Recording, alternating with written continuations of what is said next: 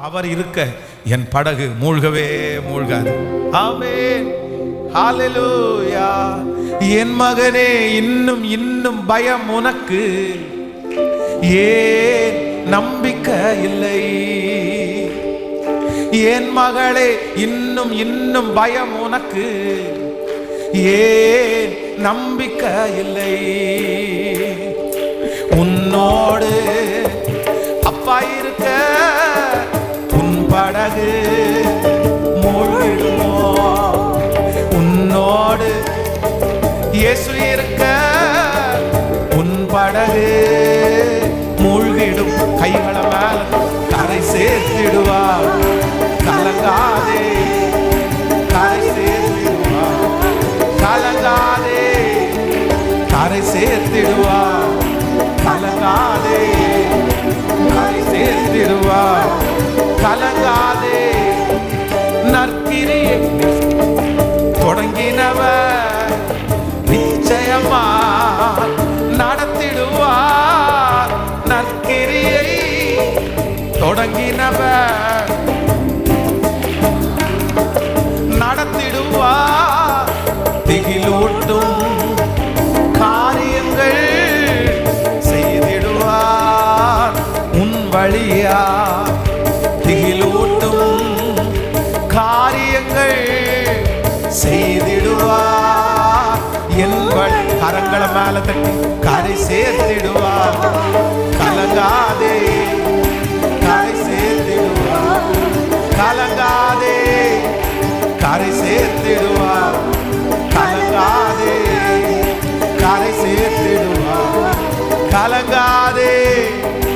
என் மகனே, இன்னும் இன்னும் பயம் உனக்கு, ஏன் நம்பிக்கை இல்லை? என் மகளே, இன்னும் இன்னும் பயம் உனக்கு, ஏன் நம்பிக்கை இல்லை? கைய மேல உயர்த்தி, என்னோடு நீங்க இருக்க என் படகு மூழ்கிடுமோ? என்னோடு நீங்க இருக்க என் படகு மூழ்கிடும். கைகளை மேல தட்டி கரை சேர்த்திடுவார், கலங்காதே, கரை சேர்த்திடுவார், கலங்காதே.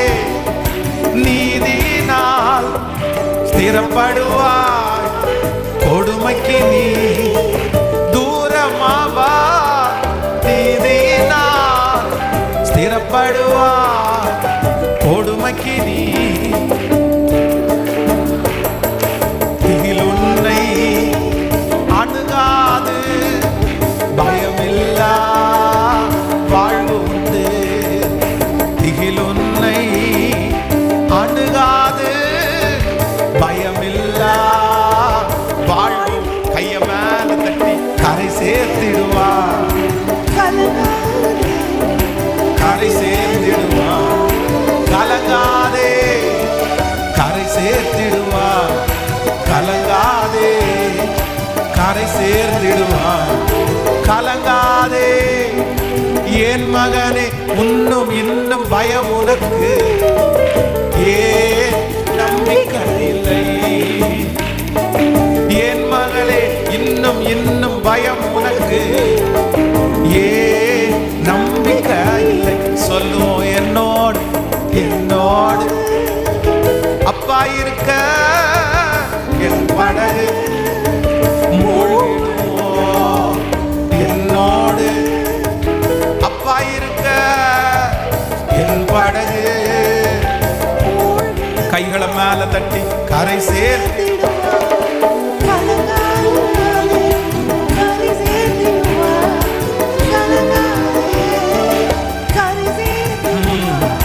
கலங்காதே, கரை சேர்ந்திடுவார், கலங்காதே. படைத்தவரே, உனக்குள்ளே செயலாற்றி மகிழ்கின்றார். படைத்தவரே, உனக்குள்ளே செயலாற்றி மகிழ்கின்றார். விருப்பத்தையும் ஆற்றலையும் தருகின்றார், அவர் சித்தம் செய்ய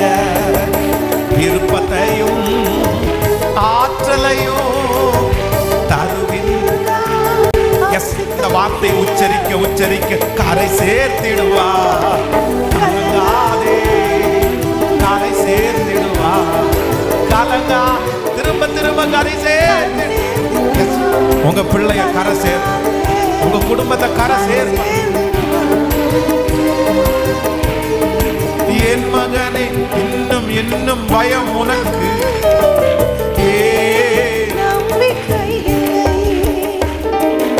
என் மகளே இன்னும் இன்னும்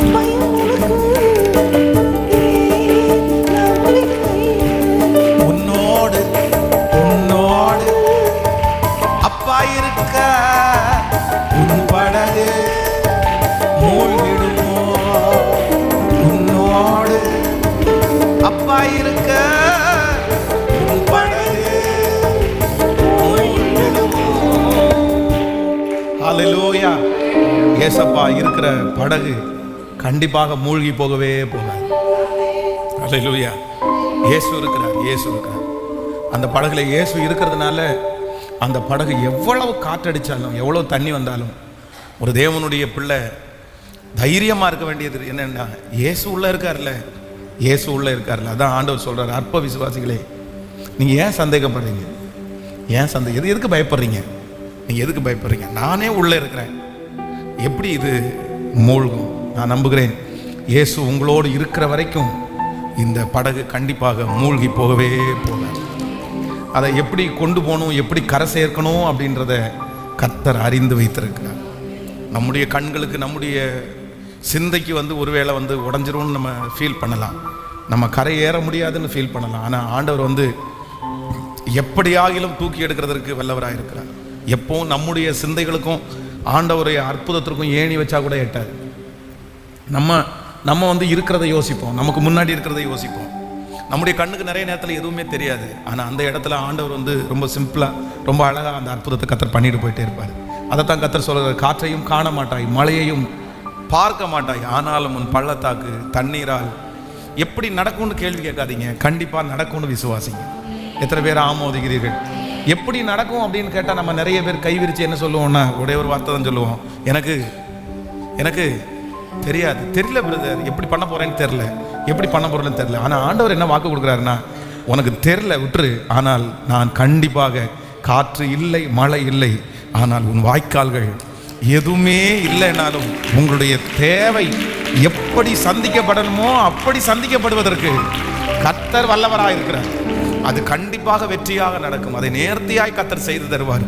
அது ரொம்ப ஆசீர்வாதமாக கர்த்தர் உங்களுக்கு செய்வார். அது எப்படின்னு கேட்டால் அதுக்கு எந்த பதிலும் இல்லை. ஆனால் கர்த்தருடைய கரத்தினால் ஆகும், பலத்தினாலும் அல்ல, பராக்கிரமத்தினாலும் அல்ல, ஆண்டவருடைய கரத்தினால் எல்லாம் ஆகும். சொல்லுங்கள் பார்க்கலாம் சத்தத்தை உயர்த்தி, பலத்தினாலும் அல்ல, பராக்கிரமத்தினாலும் அல்ல, தேவனுடைய ஆவியினால் சொல்லுங்கள், எல்லாம் ஆகும். உங்களாலே எல்லாம் ஆகும்.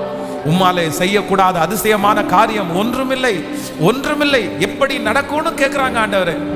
ஆண்டவரே, சுத்தி இருக்கிற நிறைய பேர் எப்படி நீ செய்வ, எப்படி இதை பண்ண போற, எப்படி இது உனக்கு சரியாக போகுது, எப்படி இந்த கடனை கட்ட போற, எப்படி எப்படி எப்படின்ற அந்த வார்த்தையை மனிதர்கள் நிறைய பேர் கேட்டுக்கொண்டே இருக்கலாம். உங்க மனசுல உங்க வாயில தெரியல எப்படி செய்ய போறேன்னு தெரியலையே, எப்படி இதை சால்வ் பண்ண போறேன்னு தெரியலையே. ஆனால் கர்த்தர் வாக்கு கொடுக்கிறார், பலத்தினாலும் அல்ல, பராக்கிரமத்தினாலும் அல்ல, இது தேவனுடைய ஆவியினாலே ஆகும். இப்பொழுது அவர்களை பார்த்து நீங்கள் சொல்ல வேண்டிய ஒரே ஒரு வார்த்தை, இது கர்த்தரால் ஆகும், இது கர்த்தரால் ஆகும். நம்முடைய கண்களுக்கெல்லாம் ஆச்சரியமா இருக்க போகிறது.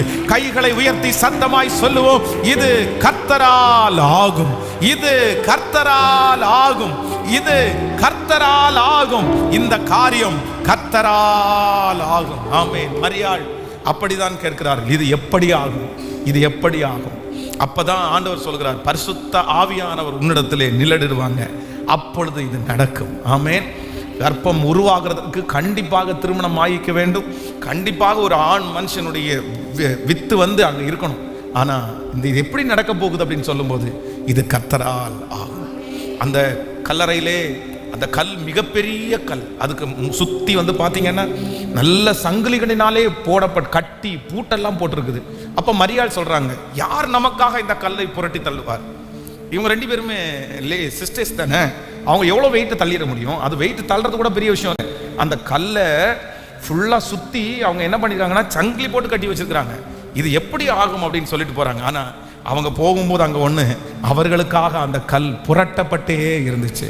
இவங்க அங்கே ஒன்றும் பண்ண வேண்டிய அவசியமே இல்லை. நான் நம்புகிறேன் இந்த சத்தத்தை கேட்கிற ஆண்டவருடைய பிள்ளைகளை, உங்களுக்கு முன்பாக பூட்டப்பட்ட நிறைய கல்லறைகள், பூட்டப்பட்ட நிறைய சுவர்கள், நீங்கள் அந்த இடத்தை எப்படி திறக்க போகிறோம், எப்படி உள்ளே இருக்கிறத நான் எடுக்க போகிறேன்றது மாதிரி நீங்கள் இங்கேருந்து வழியில் போகும்போது அதை பார்க்கறதுக்கு முன்னாடி பயந்துட்டு போகலாம். ஆனால் நான் விசுவாசிக்கிறேன், இல்லவே இல்லை. நீங்கள் அந்த இடத்துல போகும்போது, நீங்கள் அந்த வருஷத்துக்குள்ளே காலடி எடுத்து வைக்கும்போது, உங்கள் பிள்ளை அந்த நேரத்தில் வளரும் போது, அந்த ஏஜ் வரும்போது உங்களுக்காக அந்த கல்லறை திறக்கப்பட்டு இருக்கும், உங்களுக்காக அந்த பாதை திறக்கப்பட்டு இருக்கும். நீங்கள் போகும்போது அந்த காரியம் உங்களுக்கு அந்த நேரத்தில், அந்த சமயத்தில் கர்த்தர் அந்த காரியத்தை உங்களுக்கு வாய்க்க பண்ணுகிறதற்கு கர்த்தர் வல்லவராய் இருக்கிறார். ஆமென். அவர் காற்றை காண மாட்டோம், மழையையும் பார்க்க மாட்டோம், ஆனாலும் நம்முடைய பள்ளத்தாக்கு தண்ணீரால். ஹல்லேலூயா. எத்தனை பேர் ஆமோதிக்கிறீங்க? ரொம்ப அழகான ஒரு பாடல். நற்கிரியை தொடங்கினவர் நிச்சயமாய் முடியேற்ற வல்லவராய். ஹல்லேலூயா. கைகளை மேல உயர்த்தி நன்றி ஆண்டவரே, நன்றி ஆண்டவரே. நற்கிரியை தொடங்கினவர் நிச்சயமாய் முடித்திடுவே. சொல்லுங்க அப்பா பார்த்து. நற்கிரியை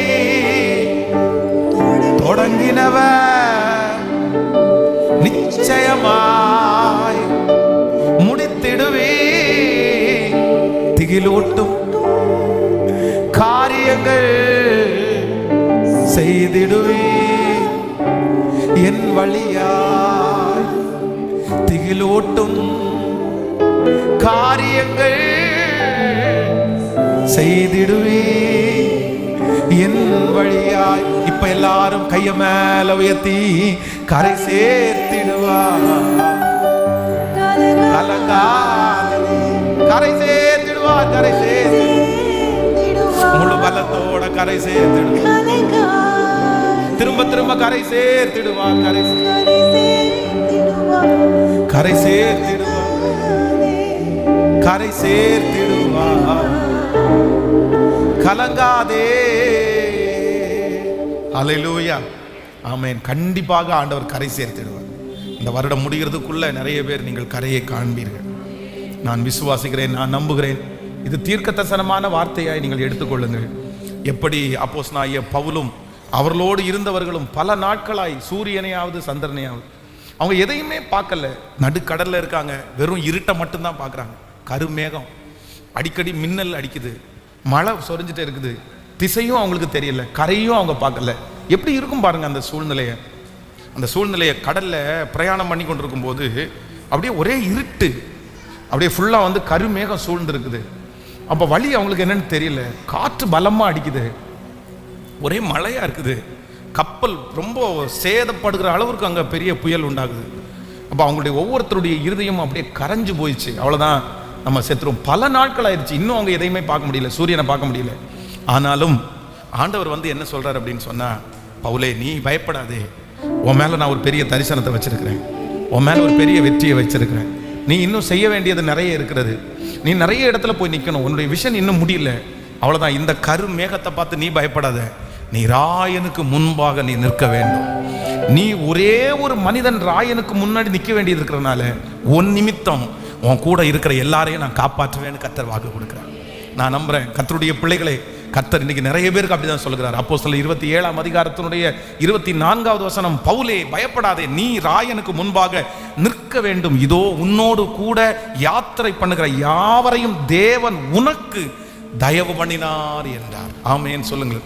அந்த ஒரு மனுஷனுக்காக, அந்த ஒரு மனுஷனுக்காக, அந்த ஒரு மனுஷன் ஆண்டவருக்கு முன்பாக நிற்க வேண்டும் என்பதற்காக, அந்த ஒரு மனுஷனை கர்த்தர் பயன்படுத்தணும்னு நினைக்கிறதுக்காக, அவன் ஒரே ஒருத்தனுடைய முகத்தை பார்த்து கர்த்தர் அந்த கப்பலில் எத்தனை பேர் டிராவல் பண்ணாங்களோ அத்தனை பேரையும் கர்த்தர் என்ன பண்ணாருன்னா கிருபையாய் கர்த்தர் காப்பாற்றினார். நம்ம ஜெபிக்க வேண்டியது என்ன அப்படின்னா, என் முகத்தை பார்த்து, என்ன பார்த்து கர்த்தருடைய பிள்ளைகளை உங்களுக்காக ஆண்டவர் செய்வார். அதைத்தான் சங்கீதக்காரன் சொல்லும் போது சொல்கிறான், கர்த்தர் எனக்காக, எனக்காக இந்த ஃபாஸ்டிங் பிரேயர்ல இருக்கிற உங்களுக்காக, அழுது அழுது ஜெபம் பண்ற உங்களுக்காக, உபவாசம் இருந்து ஜெபம் பண்ற உங்களுக்காக கர்த்தர் சொல்கிறார், உன் முகத்தை பார்த்து அந்த தீங்கிற்காக நான் மனஸ்தாபப்படுவேன், உன் ஜெபத்தை பார்த்து அந்த தீங்கை நான் மாற்றுவேன், உன்னுடைய உபவாசத்திற்கு அது ஒரு பலனை கொடுப்பேன், உங்க பரிசுத்தத்திற்காய் கர்த்தர் அந்த அற்புதத்தை செய்வார். உங்களுக்காக உன் முகத்தை பார்த்து நான் உன் குடும்பத்தில் இருக்கிற அத்தனை பேரையும் காப்பாற்றுவதற்கு.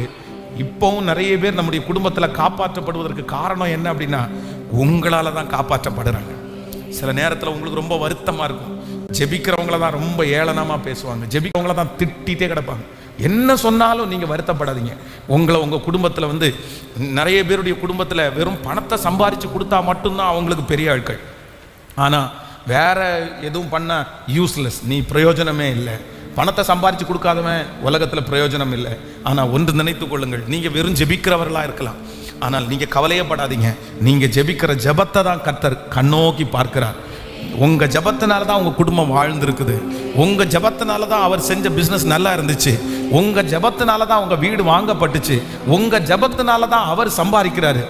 அந்த மூளைக்கு எட்டல் என்றதுக்காக நீங்க சோர்ந்து போகாதீங்க. ஒரு நாள் கண்டிப்பாக நீங்க ஜெபம் பண்ண அந்த ஜெபத்தினால தான் அந்த குடும்பம் நல்லா இருக்குன்னு அவங்க வாய் சாட்சி சொல்லுகிற நாள் வரும்.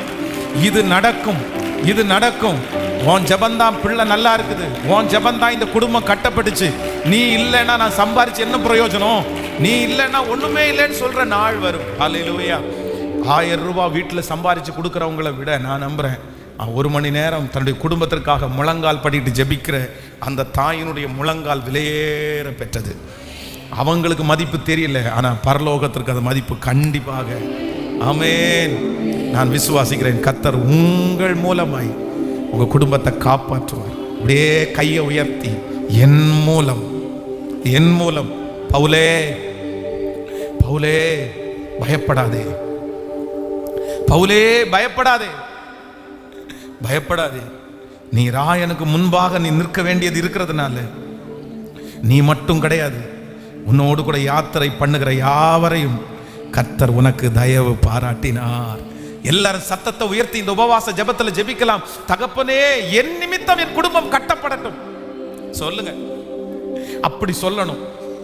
என் கணவனார் சொல்லணும், என் மனைவி சாட்சி சொல்லணும், என் பிள்ளைங்க எழும்பி சொல்லணும். இந்த குடும்பம் அழிஞ்சு போகாம இருக்கிறதுக்கு காரணம் எங்க அம்மா தான், எங்க அப்பா தான், எங்க சிஸ்டர் தான், எங்க பிரதர் தான் அப்படின்னு சொல்லுகிற அளவிற்கு எங்க குடும்பத்திற்கு என்னை சாட்சியாய் நிறுத்துகிற ஒரு நல்ல தேவனுடைய மகிமை. ஹல்லேலூயா, ஹல்லேலூயா, ஹல்லேலூயா. இனி தப்பி பிழைப்போம் என்கிற நம்பிக்கை முற்றிலும் அற்று போனாலும் ஆண்டவர் அவங்களை என்ன பண்ணினார் அப்படின்னு சொன்னா, கரை சேர பண்ணினார். இந்த வருஷம் முடிகிறதுக்குள்ள நிறைய பேரை கர்த்தர் கரை சேர பண்ணுவார். உங்க கரத்தை பிடிச்சு அந்த செங்கடலை கர்த்தர் தாண்ட பண்ணுவார், அந்த அக்னியை கர்த்தர் தாண்ட பண்ணுவார், அந்த கடனை ஆண்டவர் தாண்ட பண்ணுவார். நீங்க நிறைய பேர் நடு கடல்ல தத்தளித்து கொண்டிருக்கிறதை கர்த்தர் அறிகிறார். கர்த்தர் உங்களுடைய கரங்களை பிடித்து நிச்சயமாய் கர்த்தர் வாக்கு கொடுக்கிறார், நான் தாண்ட பண்ணுவேன், நான் தாண்ட பண்ணுவேன். உன் கரத்தை பிடித்து கர்த்தர் நிறைய பேரை இந்த வருஷம் முடிகிறதுக்குள்ள அந்த செங்கடலை தாண்டுவதற்கு கர்த்தர் நடத்த போகிறார். நன்றி, நன்றி, நன்றி. என்னோடு நீங்க இருக்க என் படகு மூழ்கிடுமோ, என்னோடு நீங்க இருக்க என் படகு மூழ்கிடுமோ, கரை சேர்த்திடுவா, கலங்காதே, கரை சேர்த்திடுவா, கலங்காதே. ஆமென். கைகளை உயர்த்தி ஒரு ஹல்லேலூயா சொல்லுங்க. அவர் நம்மை ரொம்ப அழகாய் கர்த்தர் நம்மை நடத்த போகிறார். ஸோ இன்றைக்கு இந்த ஃபாஸ்டிங் ப்ரேயரில் நான் ஆண்டவருடைய சமூகத்திலே ஒரு வார்த்தைக்காக நம்ம யோசிக்கும் போது ஒரு முக்கியமான ஒரு ஜெப குறிப்புக்காக இன்றைக்கு நம்ம ஜெபிக்க போகிறோம். வேதத்திலே நெகேமியாவின் தீர்க்க தரிசன புஸ்தகம், எல்லாரும் 6ஆம் அதிகாரத்தை எடுத்துக்கொள்ளுங்கள். நெகேமியாவின் தீர்க்க தரிசன புஸ்தகம் 6ஆம் அதிகாரம் 12வது வசனத்தை வாசிக்க போகிறோம். நெகேமியா 6ஆம் அதிகாரத்தை எடுத்துக்கொண்டீர்களா? 6ஆம் அதிகாரம் 12வது வசனத்தை, தேவன் அவனை அனுப்பவில்லை என்றும் தொபியாவும் சன்பல்லாத்தும் அவனுக்கு கூலி கொடுத்ததினால் அவன் எனக்கு விரோதமாய் அந்த தீர்க்க தரிசனத்தை சொன்னான் என்றும் அறிந்து கொண்டேன். நீங்க அப்படியே 4வது வசனத்தை வாசிக்கலாம். 6ஆம் அதிகாரம் 6ஆம் அதிகாரத்தினுடைய நீங்க அப்படியே 10வது வசனத்துக்கு வாங்களேன். 6ஆம் அதிகாரம் 10வது வசனம். 6ஆம் அதிகாரம் 10வது வசனத்தை வாசிப்பீர்களே. ஆனால் மெகத்தலியாவின் குமாரனாகிய தெலையாவின் மகன் செமாயா தன் வீட்டிலே அடைக்கப்பட்டிருக்கும் போது நான் அவனிடத்திற்கு போனேன். அப்பொழுது அவன், நாம் இருவருமாய் தேவனுடைய வீடாகிய ஆலயத்திற்குள் போய் தேவாலயத்தின் கதவுகளை பூட்டுவோம், வாரும், உம்மை கொன்று போட வருவார்கள், இரவிலே உம்மை கொன்று போட வருவார்கள் என்றான். அதற்கு நான், என்னை போன்ற மனிதன் ஓடி போவானோ, என்னை போன்றவன் உயிர் பிழைக்கும்படி தேவாலயத்திலே போய் பதுங்குவானோ, நான் போவதில்லை என்றான். தேவன் அவனை அனுப்பவில்லை என்றும் தொபியாவும் சன்பல்லாத்தும் அவனுக்கு கூலி கொடுத்ததினால் அவன் எனக்கு விரோதமாய் அந்த தீர்க்க தரிசனத்தை சொன்னான் என்றும் அறிந்து கொண்டேன். ஆமென். கர்த்தருடைய பிள்ளைகளே, இந்த நெகேமியாவுக்கு என்ன அப்படின்னு சொன்னா, நிறைய ஞானம் இவனுக்கு இருந்துச்சு. இந்த நெகேமியா புஸ்தகத்தை வாசித்து பார்ப்பீர்களே ஆனால், ஒரு தலைவன் ஒரு தலைவி எந்தெந்த விஷயத்துல எல்லாம் ஞானமா இருக்கணும் அப்படின்னு இந்த வசனம் இவன் இந்த நெகேமியாவுடைய வாழ்க்கை நமக்கு ஒரு பெரிய பாடம். ஒரு மனுஷன் கற்றுக்கொள்ளக்கூடிய சகல ஞானமும் இதுல அடங்கி இருக்கிறது. பாருங்க, ஒரு ராஜாவினிடத்துல எப்படி பேசணும், ஒரு ராஜாவினிடத்துல எப்படி பதில் சொல்லணும், எப்படி வரணும், ஒரு சக்சஸ்ஃபுல்லான ஒரு வெற்றியான இடிந்து போன குடும்பத்தை கட்டி எழுப்புறதற்கு இந்த நெகேமியா புஸ்தகமே போதுமானது. இந்த மனுஷன் நடந்து வந்த பாதை, அவன் செய்த காரியங்கள், அவனுடைய அணுகுமுறை, இதெல்லாம் பார்த்தீங்க அப்படின்னு சொன்னா அவ்வளோ அழகா அது மேட்ச் ஆகும். அப்போ நான் யோசித்து கொண்டிருக்கும் போது இந்த வசனத்துல என்ன சொல்றாரு அப்படின்னா, நெகேமியா என்ன சொல்றாரு அப்படின்னா, கர்த்தர் அவனை அனுப்பவில்லை என்றும், தேவன் அவனை அனுப்பவில்லை என்றும், தொபியாவும் சன்பல்லாத்தும் அவனுக்கு கூலி கொடுத்ததினால் அவன் எனக்கு விரோதமாய் அந்த தீர்க்க தரிசனத்தை சொன்னான் என்றும் அறிந்திருக்கிறேன். இப்ப என்ன நடக்குது அப்படின்னு சொன்னா, சன்பல்லாத்து தொபியா அங்க இருக்கிற முக்கியமான ஒரு தீர்க்கதரிசி, ஊழியக்காரன்னு வச்சுக்கோங்களேன், ஒரு பாஸ்டர்னு வச்சுக்கோங்களேன், அவனை கூப்பிட்டு, எப்பா நாங்கள் உங்களுக்கு காசு தர்றோம், நீ ஒன்று பண்ணு, நெகேமியான்ற ஒருத்தன் இருக்கிறான், இவன் வேற எதுக்குமே பயப்பட மாட்டேங்கிறான், என்னுடைய மிரட்டலுக்கு பயப்பட மாட்டேங்கிறான், ஆனால் அவன் எதுக்கு பயப்படுவான் அப்படின்னு சொன்னால், ஆண்டவருடைய வார்த்தைக்கு பயப்படுவான், கர்த்தருடைய காரியம்னு சொன்னால் பயப்படுவான், அதனால ஒன்று பண்ணு, நான் உங்களுக்கு சொன்னது மாதிரியே அவனுக்கு முன்னாடி போய் உட்காந்து ஒரு தீர்க்க தரிசனம் சொல்லு, இந்த மாதிரி உன்னை கொன்று போட வர்றது மாதிரி ஒரு நியூஸ் எனக்கு ஒரு விஷயம் தெரியுது, நம்ம 2 பேரும் போவோம், போய் ஒளிஞ்சுக்குவோன்னு சொல்லி மாதிரி அவனை கூட்டிட்டு வந்துரு அப்படின்னு சொல்லி ஒரு தீர்க்கதரிசியை பணம் கொடுத்து ஒரு ஊழியக்காரனை ஏவி விட்டு அனுப்புறாங்க. அப்போ ஆண்டவருடைய பிள்ளைகள் ரொம்ப இதுல ஞானமா இருக்கணும். உடனே அந்த தீர்க்கதரிசி இந்த நெகேமியாவினிடத்துல இந்த மாதிரி பேசின உடனே அடுத்த நிமிஷம் இந்த நெகேமியா என்ன சொல்றாரு அப்படின்னு சொன்னா, தேவன் அவனை அனுப்பவில்லை என்று, தேவன் அவனை அனுப்பவில்லை என்று. இன்னைக்கு நிறைய பேர் தடுமாறுகிறது என்ன அப்படின்னு சொன்னா, சாதாரணமா ஒரு வார்த்தை, நீங்க அந்த பிசினஸ் ஆரம்பிக்காதீங்க, நீங்க அதை செய்யாதீங்க, இந்த திருமணம் எனக்கு வேண்டாம் அப்படின்னு ஏதாவது ஒரு வார்த்தை ஒன்று சொல்லிட்டோன்னு வைங்களேன், உடனே நிறைய பேர் என்ன பண்ணுவாங்கன்னா, இவனுக்கு போறாம, இவன் வேணும்னு பண்றான் அப்படின்னு நம்ம நிறைய பேர் ஸ்கிப் பண்ணுவோம். ஆனா யாராவது ஒருத்தர் கண்ணை மூடி இந்த மாதிரி நான் ஒரு காட்சியை பார்க்கிறேன், நான் ஒரு தீர்க்க தரிசனமா சொல்றேன், ஆண்டவர் என்ன அனுப்பி விட்டாரு, தேவன் உன்னோடு பேசுகிறார், கர்த்தருடைய வார்த்தை உனக்கு நேராய் வருகிறது, இப்படி ஸ்பிரிச்சுவலா கடவுளுடைய வார்த்தையோடு கூட பைபிளை தூக்கிட்டு, இல்லை நான் சொப்பனம் பார்த்தேன், இல்லை நான் தரிசனம் பார்த்தேன் அப்படின்னு சொன்ன உடனே, இது உண்மையிலே தேவன் பேசினதா, இது உண்மையிலேயே அவனுடைய ஐடியாவில் வந்துச்சா, இந்த மனுஷன் இப்படி பேசுறதுக்கு என்ன காரணம், இவர் உண்மையிலேயே ஆண்டவர் காமிச்சு தான் சொல்றாரா, இல்ல ஆண்டவர் அப்படி காமிப்பாரா அப்படின்னு யோசிக்க கூட செய்யாம நிறைய ஆண்டவருடைய பிள்ளைகள் செய்கிற தவறு என்ன அப்படின்னா, அவங்க சொன்ன அடுத்த நிமிஷத்துல என்ன பண்ணுவாங்க அப்படின்னு சொன்னா, எஸ் கரெக்ட், கர்த்தர் தான் பேசுறாரோ, இந்த வீடை மாத்தணுமோ, கர்த்தர் தான் பேசுறாரோ, இவங்களை கழட்டி விடணுமோ, கர்த்தர் தான் பேசுறாரோ, இந்த இடத்துக்கு போகக்கூடாதோ, யாராவது ஒருத்தர் கண்ணை மூடிட்டு கர்த்தர் பேசுகிறார் அப்படின்னு சொல்லும்போது ஒரு தேவனுடைய பிள்ளைக்கு என்ன ஞானம் வேணும் அப்படின்னு சொன்னா, தேவன் இவனை அனுப்பினாரா? ஆமேன் சொல்லுங்கள், சத்தமா சொல்லுங்க. தேவன் இவனை, நான் உங்களுக்கு சொல்லியிருக்கிறேன், கோயம்புத்தூர் பட்டணத்திலே பல ஆண்டுகளுக்கு முன்பாக ஒரு பெரிய ஒரு தேவனுடைய மனிதன் ஊழியம் செய்தார். அப்போ அவர் ஊழியம் செய்த நாட்களிலே அவருடைய பேட்டர்ன் என்ன அப்படின்னு சொன்னால், அவருடைய யோசனை என்னன்னு சொன்னால், எல்லாரும் 24 மணி நேரமும் சர்ச்சுக்குள்ளேயே இருக்கணும் அப்படின்னு அவருக்கு ஆசை. அவங்க எல்லாரையும் கூட்டிகிட்டு போய் ஊழியம் செய்யணும்னு ஆசை. அதனால் ஈவினிங் ப்ரேயருக்கு நிறைய பேர் வர்றவங்க எல்லாருமே டீச்சர்ஸ், கவர்மெண்ட் டீச்சர்ஸ். இப்போ இந்த கவர்மெண்ட் டீச்சர்ஸ் வரும்போது இவர் ஒரு நாள் சொல்கிறாரு, ஆண்டவர் சொல்கிறாரு, எல்லாருமே ஆண்டவருடைய வேலையை விட்டுட்டு, கர்த்தருடைய வேலை சமீபமாக இருக்குது, ஆண்டவர் சீக்கிரமாக வரப்போறாரு, கர்த்தர் வாசற்படியில் வந்துட்டாரு, ஒன்றும் பண்ணுங்க, இனி உங்களுடைய கவர்மெண்ட் வேலையை வச்சு நீங்கள் எந்த பிரயோஜனம் இல்லை, உங்கள் சொத்தை வச்சு எந்த பிரயோஜனம் இல்லை, உங்கள் சொத்துக்களை விற்று நம்ம எல்லாருமே ஊழியத்திற்காக போட்டுட்டு எல்லாருமே வேலையை விட்டுருங்க, எல்லாருமே வேலையை விட்டுட்டு இங்கே வாங்க, இங்கே ஒன்றா சேர்ந்து சமைச்சு நம்ம இங்கே சாப்பிட்டுட்டு இங்கே நம்ம ஊழியம் பண்ண போகிறோம் அப்படின்னு சொன்ன உடனே நிறைய பேர் அவர் சொன்ன வார்த்தை ஆண்டவருடைய வார்த்தையாக நினச்சி உடனே என்ன பண்ணிட்டாங்கன்னா, கவர்மெண்ட் வேலையை எழுதி கொடுத்து வந்து ஒரு 2-3 வருடம் ஊழியம் செய்து அதற்கு பிறகு அவர்களுக்குள்ள ஒரு பெரிய சண்டை உண்டாகி நிறைய பேர் அதை விட்டு பிரிஞ்சு, நிறைய கணவன்மார் எதிர்ப்பு தெரிவித்து, நிறைய குடும்பம் பிரிஞ்சு, கடைசியில் அவரும் ஒரு தவறான வழிக்கு போயிட்டாருன்னு கேள்விப்பட்டு அவரை அரெஸ்ட் வரைக்கும் அது போய் பெரிய பிரச்சனையாகி இன்றைக்கு வரைக்கும் கோயம்புத்தூர் பட்டணத்தில்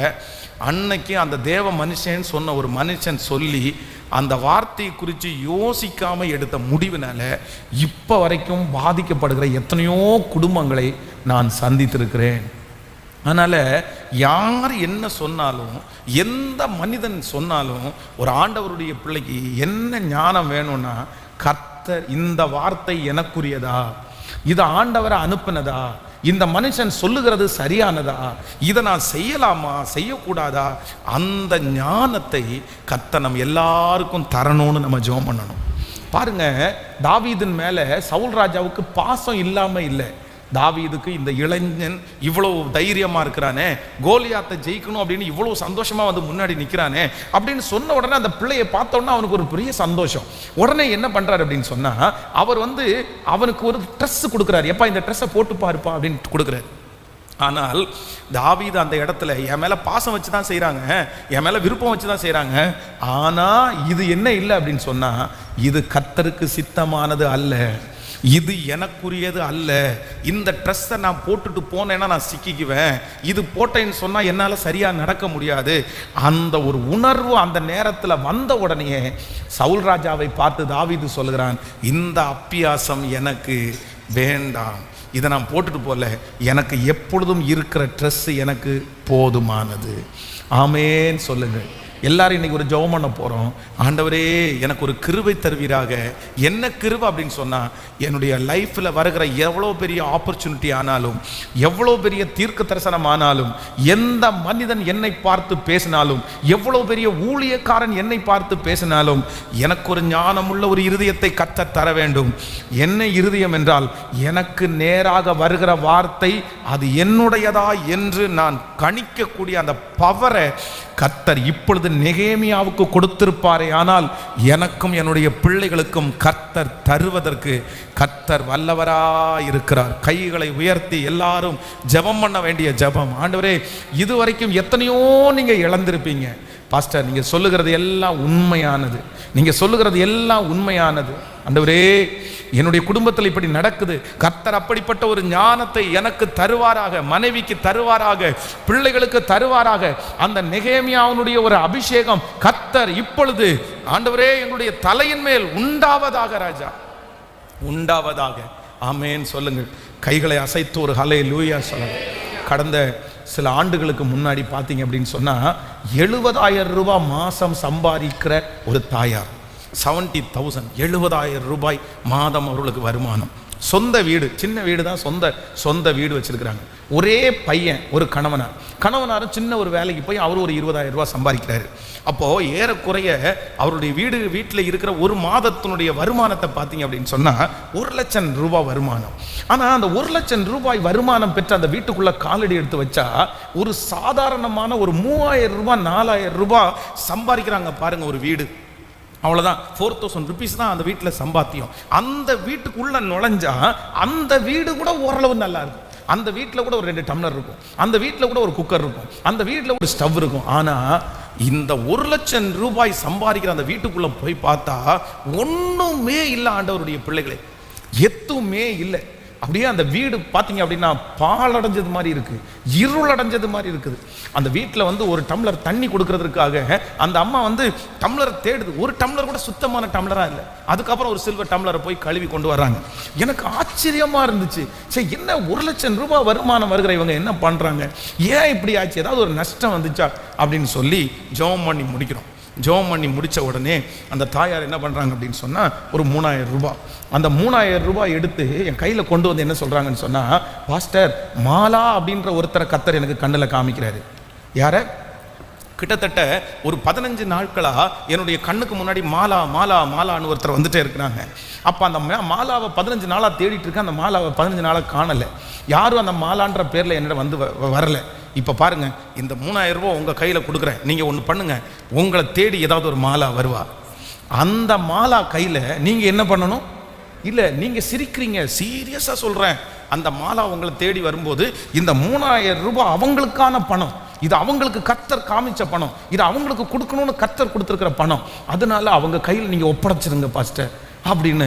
உடனே நான் நினச்சிட்டேன், ஓ இந்த அம்மாவுக்கு மாலாமும் சுப்பிரமணியம், இந்த அம்மாவுக்கு டேவிட்டும் கர்த்தர் காமிக்கிறதுனால தான் இந்த வீடு என்னவா இருக்குது, இப்படி இருக்குது. ஒரு 15 நாள் தாண்டி எந்த மாலாவும் எங்கிட்ட வரல. அப்போ நான் அவங்களுக்கு ஃபோன் பண்ணி சொன்னேன், அம்மா நீங்கள் சொல்கிற மாதிரி ஒரு மாலாவும் எங்கிட்ட வரல, ஒரு தம்பியை அனுப்பி நான் காசை கொடுத்து அனுப்பிடுறேன், நீங்கள் வச்சுக்கோங்க, உங்களை தேடி அந்த மாலா வந்தால் கொடுத்துருங்க அப்படின்னு சொல்லி. அப்போது ரொம்ப ஜாக்கிரதையான ஒரு விஷயம், ரொம்ப கவனமாக இருக்கணும் ஆண்டவருடைய பிள்ளைகள். அப்போ நான் குறையாய் அல்ல, குற்றமாய் இல்லை, நீங்கள் உங்களுக்கு ஆண்டவர் தேவன் என்கிற ஒரு பேரை யூஸ் பண்ணாலே நிறைய பேருக்கு உடனே என்ன ஆகுது அப்படின்னு சொன்னால், உடனே அவ்வளோதான், தேவன்ற பேர் யூஸ் பண்ணா போதும், கர்த்தர்ன்ற பேர் யூஸ் பண்ணா போதும், கர்த்தர் உன்னை இப்படி சொல்லுகிறார், கர்த்தர் உன்னை இப்படி செய்கிறார், கர்த்தர் இதை உன்னை நடத்துகிறார், எஸ் ஆமே அப்படின்னு இல்லை. கர்த்தர் பேசுகிறார் என்று அவங்க சொன்னாலும் பேசுகிற நபர் யார், பேசுகிற நபர் சரியானதா, அது உண்மையிலே கர்த்தர் அனுப்பி இருக்கிறாரா, இது கர்த்தருடைய வார்த்தை தானா, அப்படி என்று கேட்கிற ஞானத்தை நீங்கள் பெற்றுக்கொண்டால் இந்த மனுஷனை மாதிரி உங்களுக்கு தீமைகளுக்கு நீங்கள் தப்புவித்து கொள்ள முடியும். இதை நீங்கள் சீரியஸ் இல்லாமல் எடுத்துக்காதீங்க, ரொம்ப ஞானமாக நீங்கள் எடுத்துக்கொள்ளுங்கள். ஆண்டவர் என்ன 40 நாள் உபவாசம் இருக்க சொன்னார், ஆண்டவர் என்ன 20 நாள் உபவாசம் இருக்க சொன்னார், ஆண்டவர் என்ன வீட்டை விட்டு கொஞ்சம் தனியாக இருக்க சொன்னார், ஆண்டவர் என்னுடைய கணவனார் பக்கத்தில் போகக்கூடாது, என் மனைவி பக்கத்தில் போகக்கூடாதுன்னு சொன்னார், ஆண்டவர் என்னை 15 நாள் பல்லே வளர்க்கக்கூடாது அப்படின்னு சொன்னார். இல்லை, உண்மையிலே சொல்கிறேன், இதெல்லாம் ஃப்ளோவில் சொல்கிறேன்னு நினைக்காதீங்க. உண்மையிலேயே நிறைய பேர் சொல்லுகிற அந்த வார்த்தைகள் பார்த்தீங்க அப்படின்னா, ஆண்டவர் அப்படின்ற ஒரு பேரை வச்சுட்டு என்னென்னமோ ஆண்டவர் இதை கொடுக்க சொன்னார், ஆண்டவர் இதை பண்ண சொன்னார், ஆண்டவர் இதை வித்துற சொன்னார், எத்தனை வார்த்தைகள் ஆண்டவர் இதை காமிச்சாரு. இல்லை, ஒரு நாளும் ஆண்டவருடைய பிள்ளைகள் இந்த மாதிரி ஒரு வார்த்தை வரும்போது, ஆண்டவரே நீர் பேசினதா என்கிற ஒரு ஞானத்தை எனக்கு நீர் தருவீராக. அல்லேலூயா. நீங்கள் நம்ப மாட்டீங்க, கல்யாணம் ஆகிறதுக்கு முன்னாடி காணிக்கை பெட்டி ஒரு நாள் திறந்து பார்த்தா நிறைய நேரங்களிலே ஜபக்குறிப்பை பெட்டிக்குள்ளே எழுதி போடுறது வழக்கம். அப்போ நான் ஒரு லெட்டரை எடுத்து உள்ளே படித்து பார்த்தா என்ன இருந்துச்சு தெரியுமா, அதில் ஒரு பெரிய தரிசனம் இருந்துச்சு. ஒரு வாலிப பெண் ஒரு தரிசனத்தை எழுதியிருந்தா. என்னன்னா, நான் ஒரு பெரிய வயல்வெளியில் நின்றுட்டுருக்கிறேன், அந்த வயல்வெளியில் பார்த்தீங்க அப்படின்னா கதிர் அப்படியே விளைஞ்சு நிற்கிது, என் கையில் ஒரு அருவா ஒன்று கொடுத்துருக்குது. அப்போ நான் நினைக்கிறேன், என் கூட இன்னொருத்தர் இருந்தால் இந்த நெல்கதிரெல்லாம் சீக்கிரமாக வெட்டி இதை ஆலையில் சேர்க்கலாமேன்னு நினச்சேன். ஆனால் யாருமே இல்லை. கொஞ்ச நேரம் நான் அப்படி யோசிச்சிட்டே இருக்கும்போது நீங்கள் வர்றீங்க. வெள்ளையும் வெள்ளையும் போட்டுட்டு நீங்கள் ஒயிட் கலர் ட்ரெஸ் போட்டு வர்றீங்க, உங்கள் கையிலையும் அதே மாதிரி ஒரு அருவா இருக்குது. உடனே நீங்கள் என்ன பார்த்து சொல்கிறீங்க, நம்ம 2 பேரும் சேர்ந்து அறுத்துட்டோம் அப்படின்னு சொன்னால் சீக்கிரமாக இதை ஆலையில் சேர்த்துடலாம் அப்படின்னு சொல்லி நீங்களும் என் கூட சேர்ந்தே என்ன பண்ணுறீங்க, நிஜமா நீங்களும் அறுக்குறீங்க. அப்படி ஒரு சொப்பனத்தை பார்த்து டக்குன்னு முழிச்சிட்டேன், இதுக்கு அர்த்தம் என்னன்னு தெரியுமா, எனக்கு இதுக்கு அர்த்தம் கொஞ்சம் சொல்லுவீங்களா அப்படின்னு. அப்போது இது என்ன அர்த்தத்தில் அவங்க எழுதுறாங்க நமக்கு தெரியாதா? அப்படின்னா நம்ம 2 பேரும் எங்கே நிற்கிறோம் அப்படின்னா, சிம்பாலிக்காக என்ன கல்யாணம் பண்ணுறதுக்கு ஆண்டவர் உங்களை என்ன பண்ணுறாரு, காமிக்கிறாரு. நம்ம 2 பேரும் சேர்ந்து ஊழியம் பண்ணணுன்னா பெரிய ஒரு அறுவடையே பண்ணலான்னு இல்லை, தப்பு அப்படின்னா தவறாக நான் சொல்லலை. ஒரு ஊழியக்காரனை கல்யாணம் பண்ணணும், நல்லா செட்டில் ஆகணும் அப்படின்னு மனசில் நினைக்கிறதா ஒன்றும் நான் வருத்தது, எல்லாருடைய இருதயத்துலையும் எல்லாரும் செட்டில் ஆகணும்னு நினைக்கலாம். இப்போ அப்படியா கர்த்தர் காமிச்சாரா, ஆண்டவர் காமிச்சா அப்படி கரெக்டாக தான் இருக்கும், என்ன பண்ணலாம்? அப்போது நீயும் நானும் ஒரு பெரிய தோட்டத்தில் நிற்கிறோமா அப்படின்னா, தோட்டம்ன்றது சபை, நம்ம கல்யாணம் பண்ண போகிறோம், நம்ம 2 பேரும் ஒன்றா ஊழியம் செய்ய போகிறோம் அப்படின்னு நம்ம சொல்லிட முடியாதுல்ல.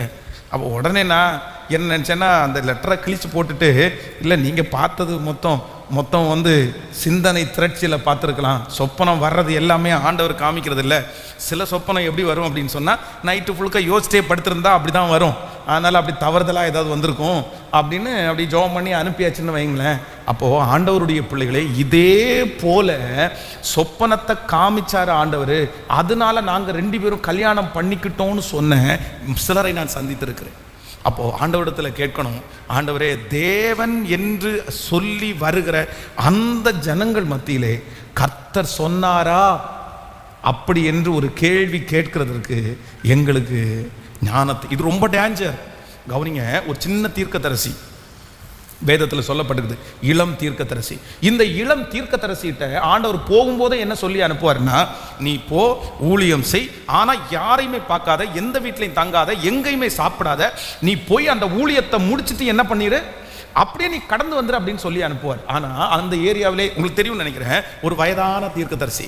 அந்த வயதான தீர்க்கதரிசி யார் அப்படின்னு கேட்டால், இந்த இளம் தீர்க்கதரிசி ஊழியத்துக்கு போவார் பாருங்களேன். அந்த ஊழியத்தில் இவர் மூலமாக அற்புதங்கள் நடக்கும்போது அப்படின்னா, ஒருத்தன் வந்து இவருக்கு நீராக கை நீட்டுவான், கை நீட்டுன அந்த கை வராமல் அப்படி நின்றும்.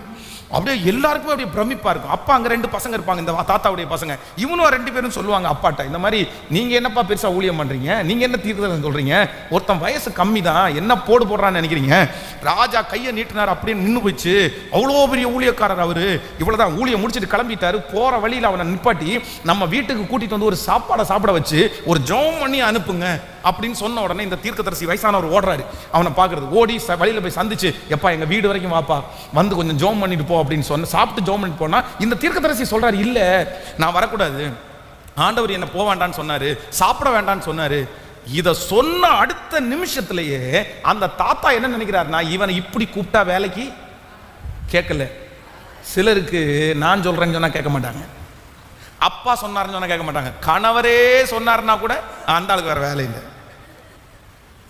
யார் சொன்னாலும் என்ன பண்ண மாட்டாங்க, கேட்க மாட்டாங்க. ஆனா கண்ணை மூடிட்டு கர்த்தர் பேசுகிறார், ஆண்டவர் சொல்லுகிறார். இப்ப இந்த வயதான தீர்க்கதரிசி எதை அழகா சொல்லிட்டாருன்னு சொன்னா, இவனை இப்படி கூப்பிட்டா வரமாட்டான், அப்ப கண்ணை மூடிட்டு, எப்பா நான் வர்ற வழியில தான் ஆண்டவர் எனக்கு எதிர்பட்டு என் பிள்ளை இந்த மாதிரி வர்றான், பசியா இருக்கான், அவனுக்கு நீ சாப்பாடு கொடுத்து அனுப்பணும்னு என்கிட்ட சொல்லிட்டாரு அப்படின்னு சொன்ன அடுத்த நிமிஷத்துல கர்த்தர் உங்கள்கிட்ட உண்மையா பேசினாரா இல்லையான்னு நான் ஒரு டைம் கர்த்தரிடத்துல கேட்டுட்டு வர்றேன்னு இந்த இளம் தீர்க்கதரிசி சொல்லாம, சரி இவர் வயசானவராச்சே, இவர் நல்லவராச்சே, இவரை பார்த்தா பரிசுத்தமான மாதிரி தெரியுது, இவர் எப்படி பொய் சொல்லுவாரு, இவர் எப்படி மாற்றி சொல்லுவாருன்னு 100% நம்பி அந்த மனுஷனுக்கு பின்னாடி போய் சாப்பிட்டு முடிக்கவே அந்த வயசான தீர்க்கதரிசி வாயில தீர்க்கதரிசனம் சொல்றாரு, வார்த்தைக்கு கீழ்ப்படியாம வந்தியா, நான் உங்கள்கிட்ட சொன்னனா, நீ எதுக்கு வந்த? வேதம் சொல்லுகிறது, அந்த இளம் தீர்க்கதரிசியினுடைய வாழ்க்கை ஒரு மோசமான ஒரு சூழ்நிலைக்கு தள்ளப்பட்டு அவன் மரித்து போனான். அப்போ இன்னைக்கு நிறைய குடும்பங்கள் மாண்டு கிடக்கிறது, நிறைய குடும்பங்கள் நஷ்டத்தோடு கிடக்கிறது. காரணம் என்ன அப்படின்னு சொன்னா, தேவன் பேசினாரா இல்லையான்னு கண்டுபிடிக்க தெரியாத நிறைய பேர் தங்களுடைய வாழ்க்கையிலே இழந்து கிடக்கிறார்கள். ஹல்லேலூயா.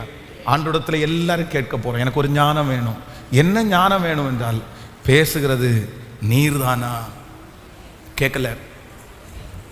நல்ல வேலை பண்ணிட்டு இருப்பாங்க பாருங்களேன், அவ்வளோ சம்பளத்தில் வேலை செஞ்சுட்டு இருப்பாங்க பாருங்களேன், சொன்ன உடனே ஆண்டவர் உன்னை ஊழியத்துக்கு அழைக்கிறார். உடனே நிறைய பேர் எதையுமே யோசிக்கிறதில்ல, உடனே வந்துடுது. அவ்வளோதான். 10 டைம் பிஸ்னஸ் நஷ்டம் ஆயிடுச்சா சார், இந்த மாதிரி 10 டைம் ஆச்சு பிஸ்னஸ் நஷ்டம் ஆயிடுச்சு அப்படின்னு சொன்ன உடனே, அப்படியா 10 டைம் பிஸ்னஸ் நஷ்டம் ஆயிடுச்சுன்னா உனக்கு ஊழியம் தான், உனக்கு ஊழியம் தான். என்னங்க இப்படி கதை? 10 டைம் நீங்கள் செய்கிற தொழில் பிஸ்னஸ் நாசம் ஆயிடுச்சுன்னா உடனே கர்த்தர் ஊழியத்துக்கு. ஊழியன்றது நீங்களும் நானும் நினைக்கிறது போல ஊழியத்திற்கு அழைப்புன்றது வரல. ஏற்கனவே நம்ம எல்லாரையுமே அழைச்சிட்டாரு. நம்ம எல்லாருமே கண்டிப்பா ஊழியம் செய்யணும். சத்தமா ஆமேன்னு சொல்லுங்கள். நீங்கள் பூமி எங்கும் புறப்பட்டு போய் சகல ஜனங்களையும் சீசராக்கி பிதா குமாரன் பரிசுத்த ஆவியின் நாமத்தினாலே அவர்களுக்கு ஞான ஸ்நானம். ஊழியத்துக்கு இனி அழைப்பெல்லாம் ஒன்றும் தேவையில்லை. அவங்க என்னென்ன சூழ்நிலை இருக்கிறீர்களோ அதற்கு தகுந்தது போல சுவிசேஷம் அறிவித்து நம்ம ஊழியம் செய்ய வேண்டியது நம்ம மேல் விழுந்த கடமை.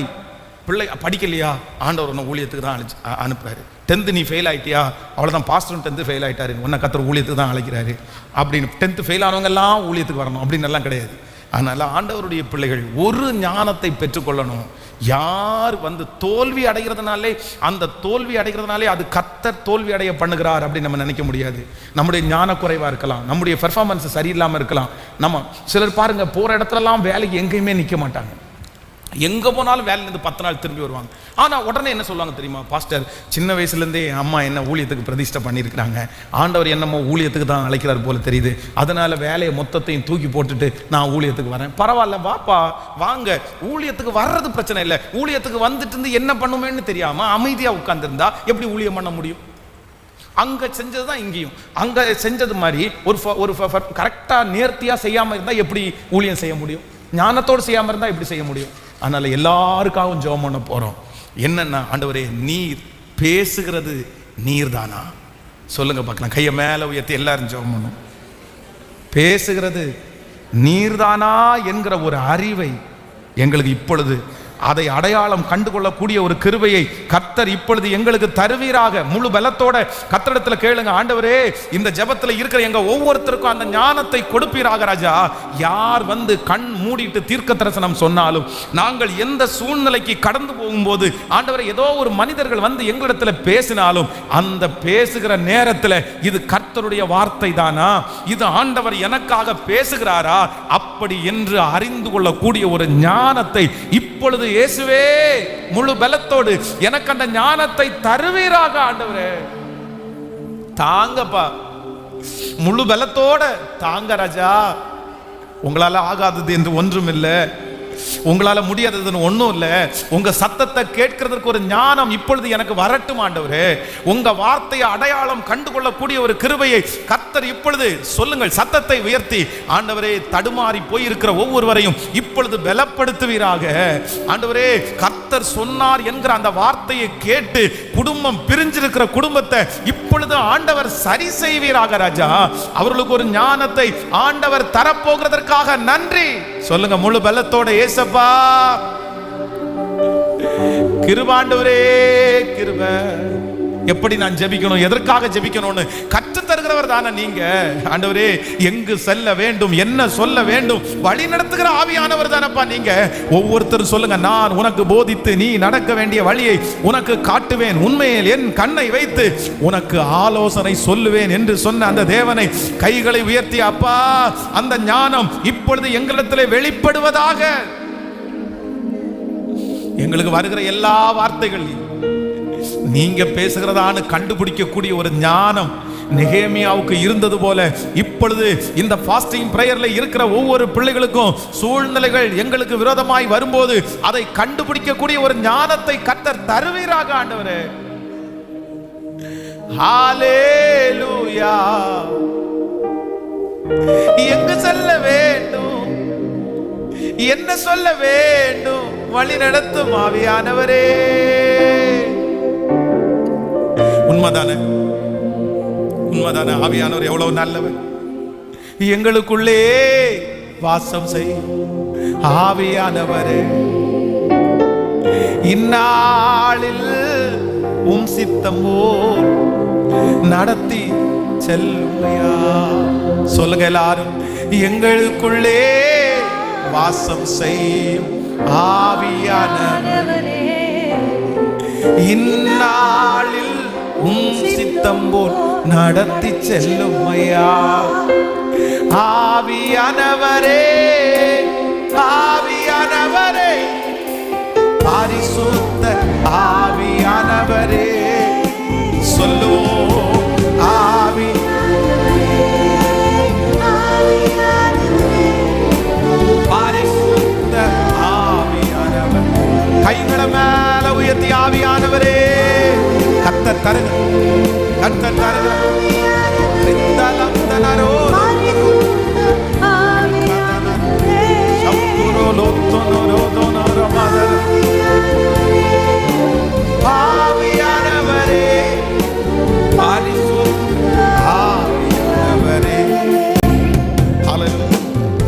ஆமென்.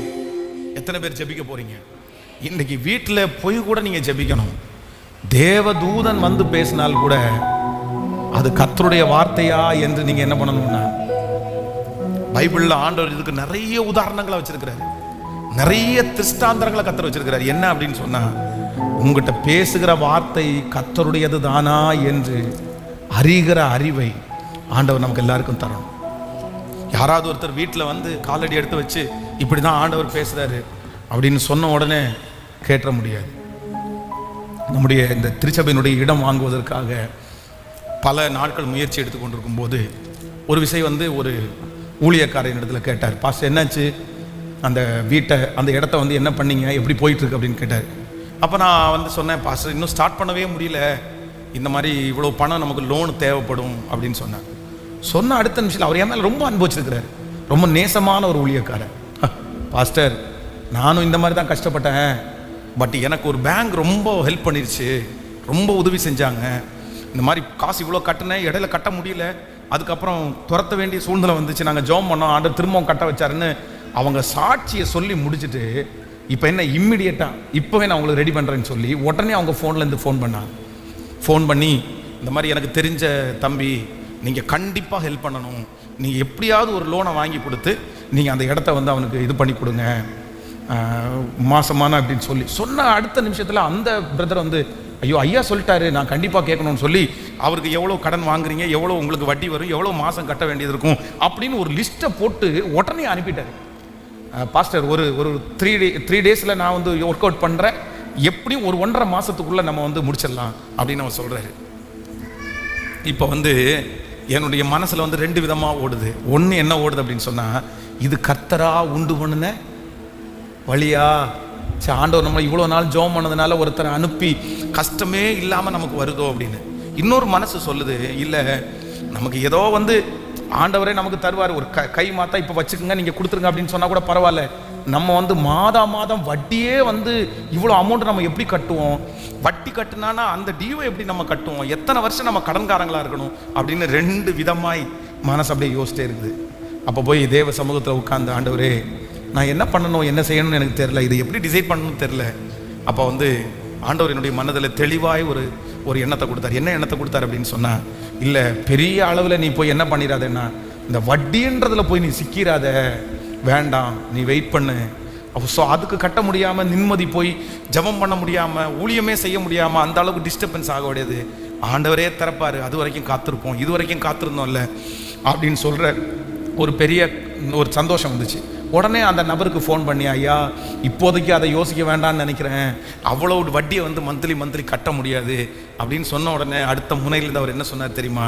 என்ன சொன்னார்னா, ஏன் பாஸ்டர் இவ்வளோ பெரிய ஆப்பர்ச்சுனிட்டி வந்திருக்குது, யாருக்குமே வராது, நீங்கள் என்ன இதை இவ்வளோ அசால்ட்டாக எடுத்துருக்கிறீங்க, இன்னொருத்தர் வந்து உங்களுக்கு சொன்னதுனால உங்களுக்கு விளையாட்டாக தெரியுது, இது எவ்வளோ பெரிய விஷயம் தெரியுமா, இந்த அமௌண்ட்டை லோனில் உங்களுக்கு ப்ராசஸ் பண்ணோன்னா எவ்வளோ பெரிய விஷயம் தெரியுமா, இது சும்மா சாதாரண நினைக்காதீங்க, வந்து கேட்டவொன்னே எல்லாம் கொடுத்துட மாட்டாங்க, நாங்கள் இவ்வளோ ஒர்க் அவுட் பண்ணி நான் உங்களுக்கு இருக்கிறதுனால தான் இந்த காரியம் தராங்க, நான் இந்த மேனேஜர் போஸ்டிங்லேருந்து போச்சுன்னா இந்த கடைக்கு இது உங்களுக்கு கண்டிப்பாக கிடைக்க வாய்ப்பு இல்லை அப்படின்னு சொன்னாங்க. சொன்ன உடனே, பிரதர் சாரி பிரதர், நான் அந்த மாதிரி செய்ய விரும்பலை, இப்போதைக்கு வேண்டாம் அப்படின்னு உடனே சரி அப்படின்னு சொல்லிட்டு ரொம்ப வெறுப்போட ஃபோனை கட் பண்ணார் அவர். ஏன்னா இவருக்கு இவ்வளோ தூரம் உதவி செஞ்சும் இந்த மனுஷனுக்கு இப்படிப்பட்ட உணர்வே இல்லாமல் இருக்குதுன்னு சொல்லி ரொம்ப மன வருத்தத்தோடு அவர் கட் பண்ணார். சரி, நான் ஒன்றும் பெருசாக எடுத்துக்கல, ஏன்னா நம்ம வந்து பலியை பார்க்கலும் கீழ்ப்படித்தல் தானே உத்தமம், ஆண்டவர் நம்முடைய மனசில் ஒரு சமாதானம் கொடுத்துருக்காரு, வேண்டாம் அப்படின்னு சொல்லிட்டு விட்டேன். ஆனால் இன்று இந்த பலிபீடத்தில் இந்த செய்தியை பிரசங்கம் பண்ணும்போது நான் நினைக்கிறேன், ஆண்டவர் எவ்வளோ நல்லவர், கர்த்தர் எவ்வளோ நல்லவர், கர்த்தர் எவ்வளோ நல்லவர், கர்த்தர் எவ்வளோ நல்லவர். ஒருவேளை அந்த உதவி வரும்போது இது ஆண்டவர் தான் இந்த உதவியை அனுப்பியிருக்காரு போல தெரியுது, கர்த்தர் தான் அனுப்பியிருக்காரு போல தெரியுது அப்படின்னு நினைச்சு அதில் கால் வச்சிருந்தேன்னா இன்னைக்கு எவ்வளோ பெரிய மோசமான ஒரு சூழ்நிலை, எவ்வளோ பெரிய ஒரு கமிட்மெண்ட்டு, அதனுடைய வட்டி எத்தனை லட்சம் ரூபாய், இதெல்லாம் நினச்சி பார்க்கும்போது அவ்வளவு கஷ்டமாக இருக்குது. ஆனால் ஆண்டவர் ஏற்ற நேரத்தில் அந்த உதவியை அனுப்பினார். ஆனால் இன்றைக்கு வரைக்கும் ஒரு பைசா கூட வட்டி கொடுக்காத அளவிற்கு கர்த்தர் கிருபையாய் ஹல்லேலூயா. நம்ம மாற்றுதலாய் வாங்கின பணங்கள் கடனாக இருக்கலாம், ஆனால் ₹1 கூட வட்டி வாங்குற அளவுக்கு கர்த்தர் நம்மளை விடலை. அப்போ ஆண்டவருடைய பிள்ளைகளே, நமக்கு எல்லாருக்கும் ஒரு ஞானம் வேணும். இந்த ஒரு வியாதியை குறித்தா இருக்கலாம், ஒரு கலக்கத்தை குறித்தா இருக்கலாம். இப்படி டிசைட் பண்ணி, இப்படி டிசைட் பண்ணாத, உன் பிள்ளை இப்படி பண்ணு, இப்படி பண்ணு அப்படின்னு நிறைய பேர் ஆலோசனை சொல்லுவார்கள்.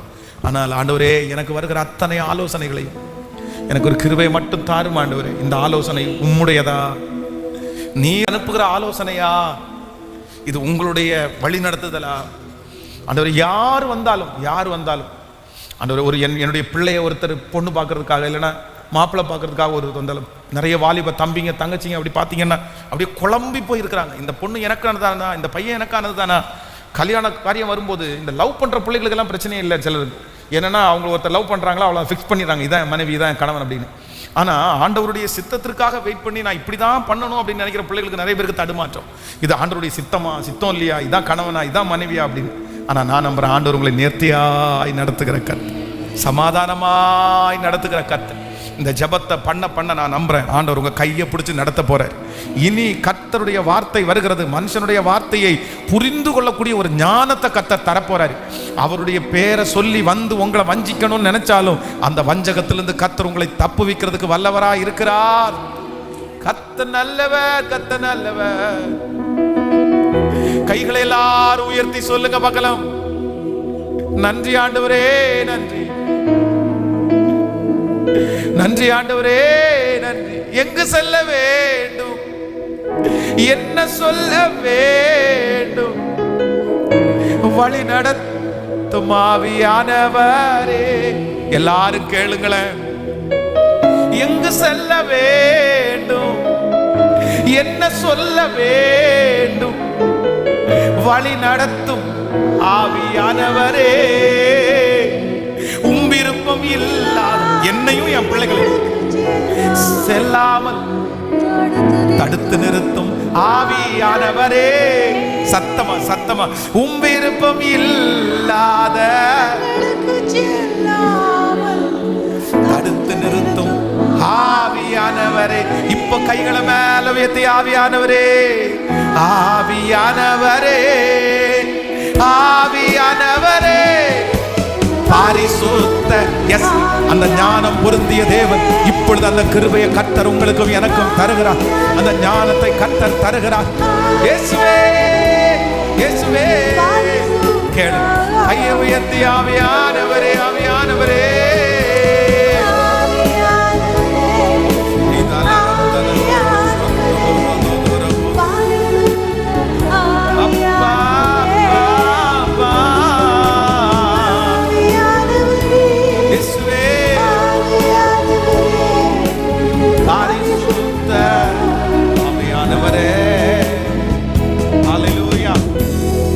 தீர்க்கதரிசனம் சொல்லுகிற பொய்யாய் நம்மை நடத்துகிறவங்க இன்னைக்கு கிடையாது, இன்னைக்கு கிடையாது, அப்பவே இருந்தாங்க.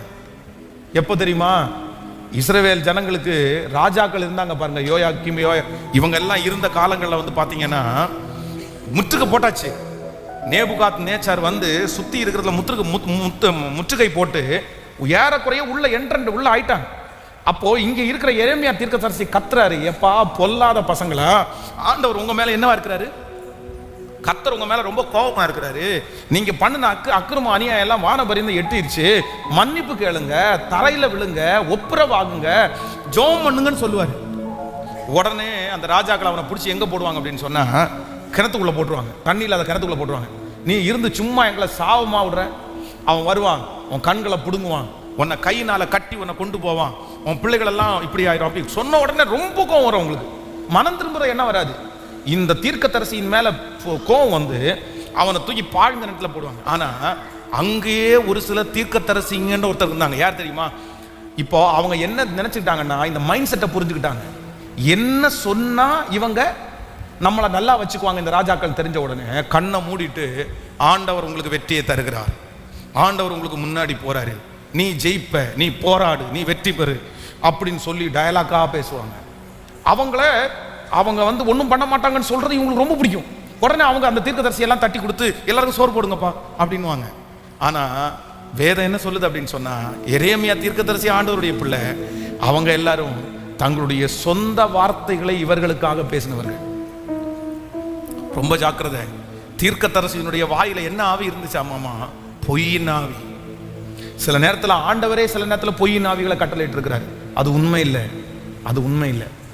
சிலரை பாருங்க, இந்த உங்களுக்கு எந்த பிரச்சனையும் இல்லை அப்படின்னு சொன்னா இந்த பாஸ்டர் பவர் இல்லாத பாஸ்டரா மாறிடுவார்.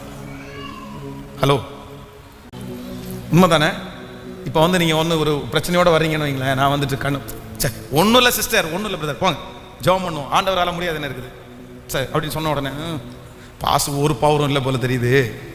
ஆனால் அதே நேரத்தில் கண்ணை மூடிட்டு, மகளே நீ ஒரு கொடிய இடுக்கணுக்குள்ளே போயிட்டு இருக்கிற அப்படின்னு ஏதாவது ஒரு வார்த்தை சொல்லிட்டு, உனக்கு பிசாசு உனக்கு பயங்கரமாக உன்னை பிடிச்சிருச்சு. பக்கத்தில் நீ அந்த தெருவில் நடந்து போன இல்லை, அந்த தெரு பக்கத்தில் உன்னுடைய சொந்தக்காரன் ஒன்று விட்ட சித்தப்பா பெரியவன் மக்களில் ஒருத்தன் இருக்கான்ல, அவன் தான் உனக்கு விரோதமாக வச்சிருக்கிறான்.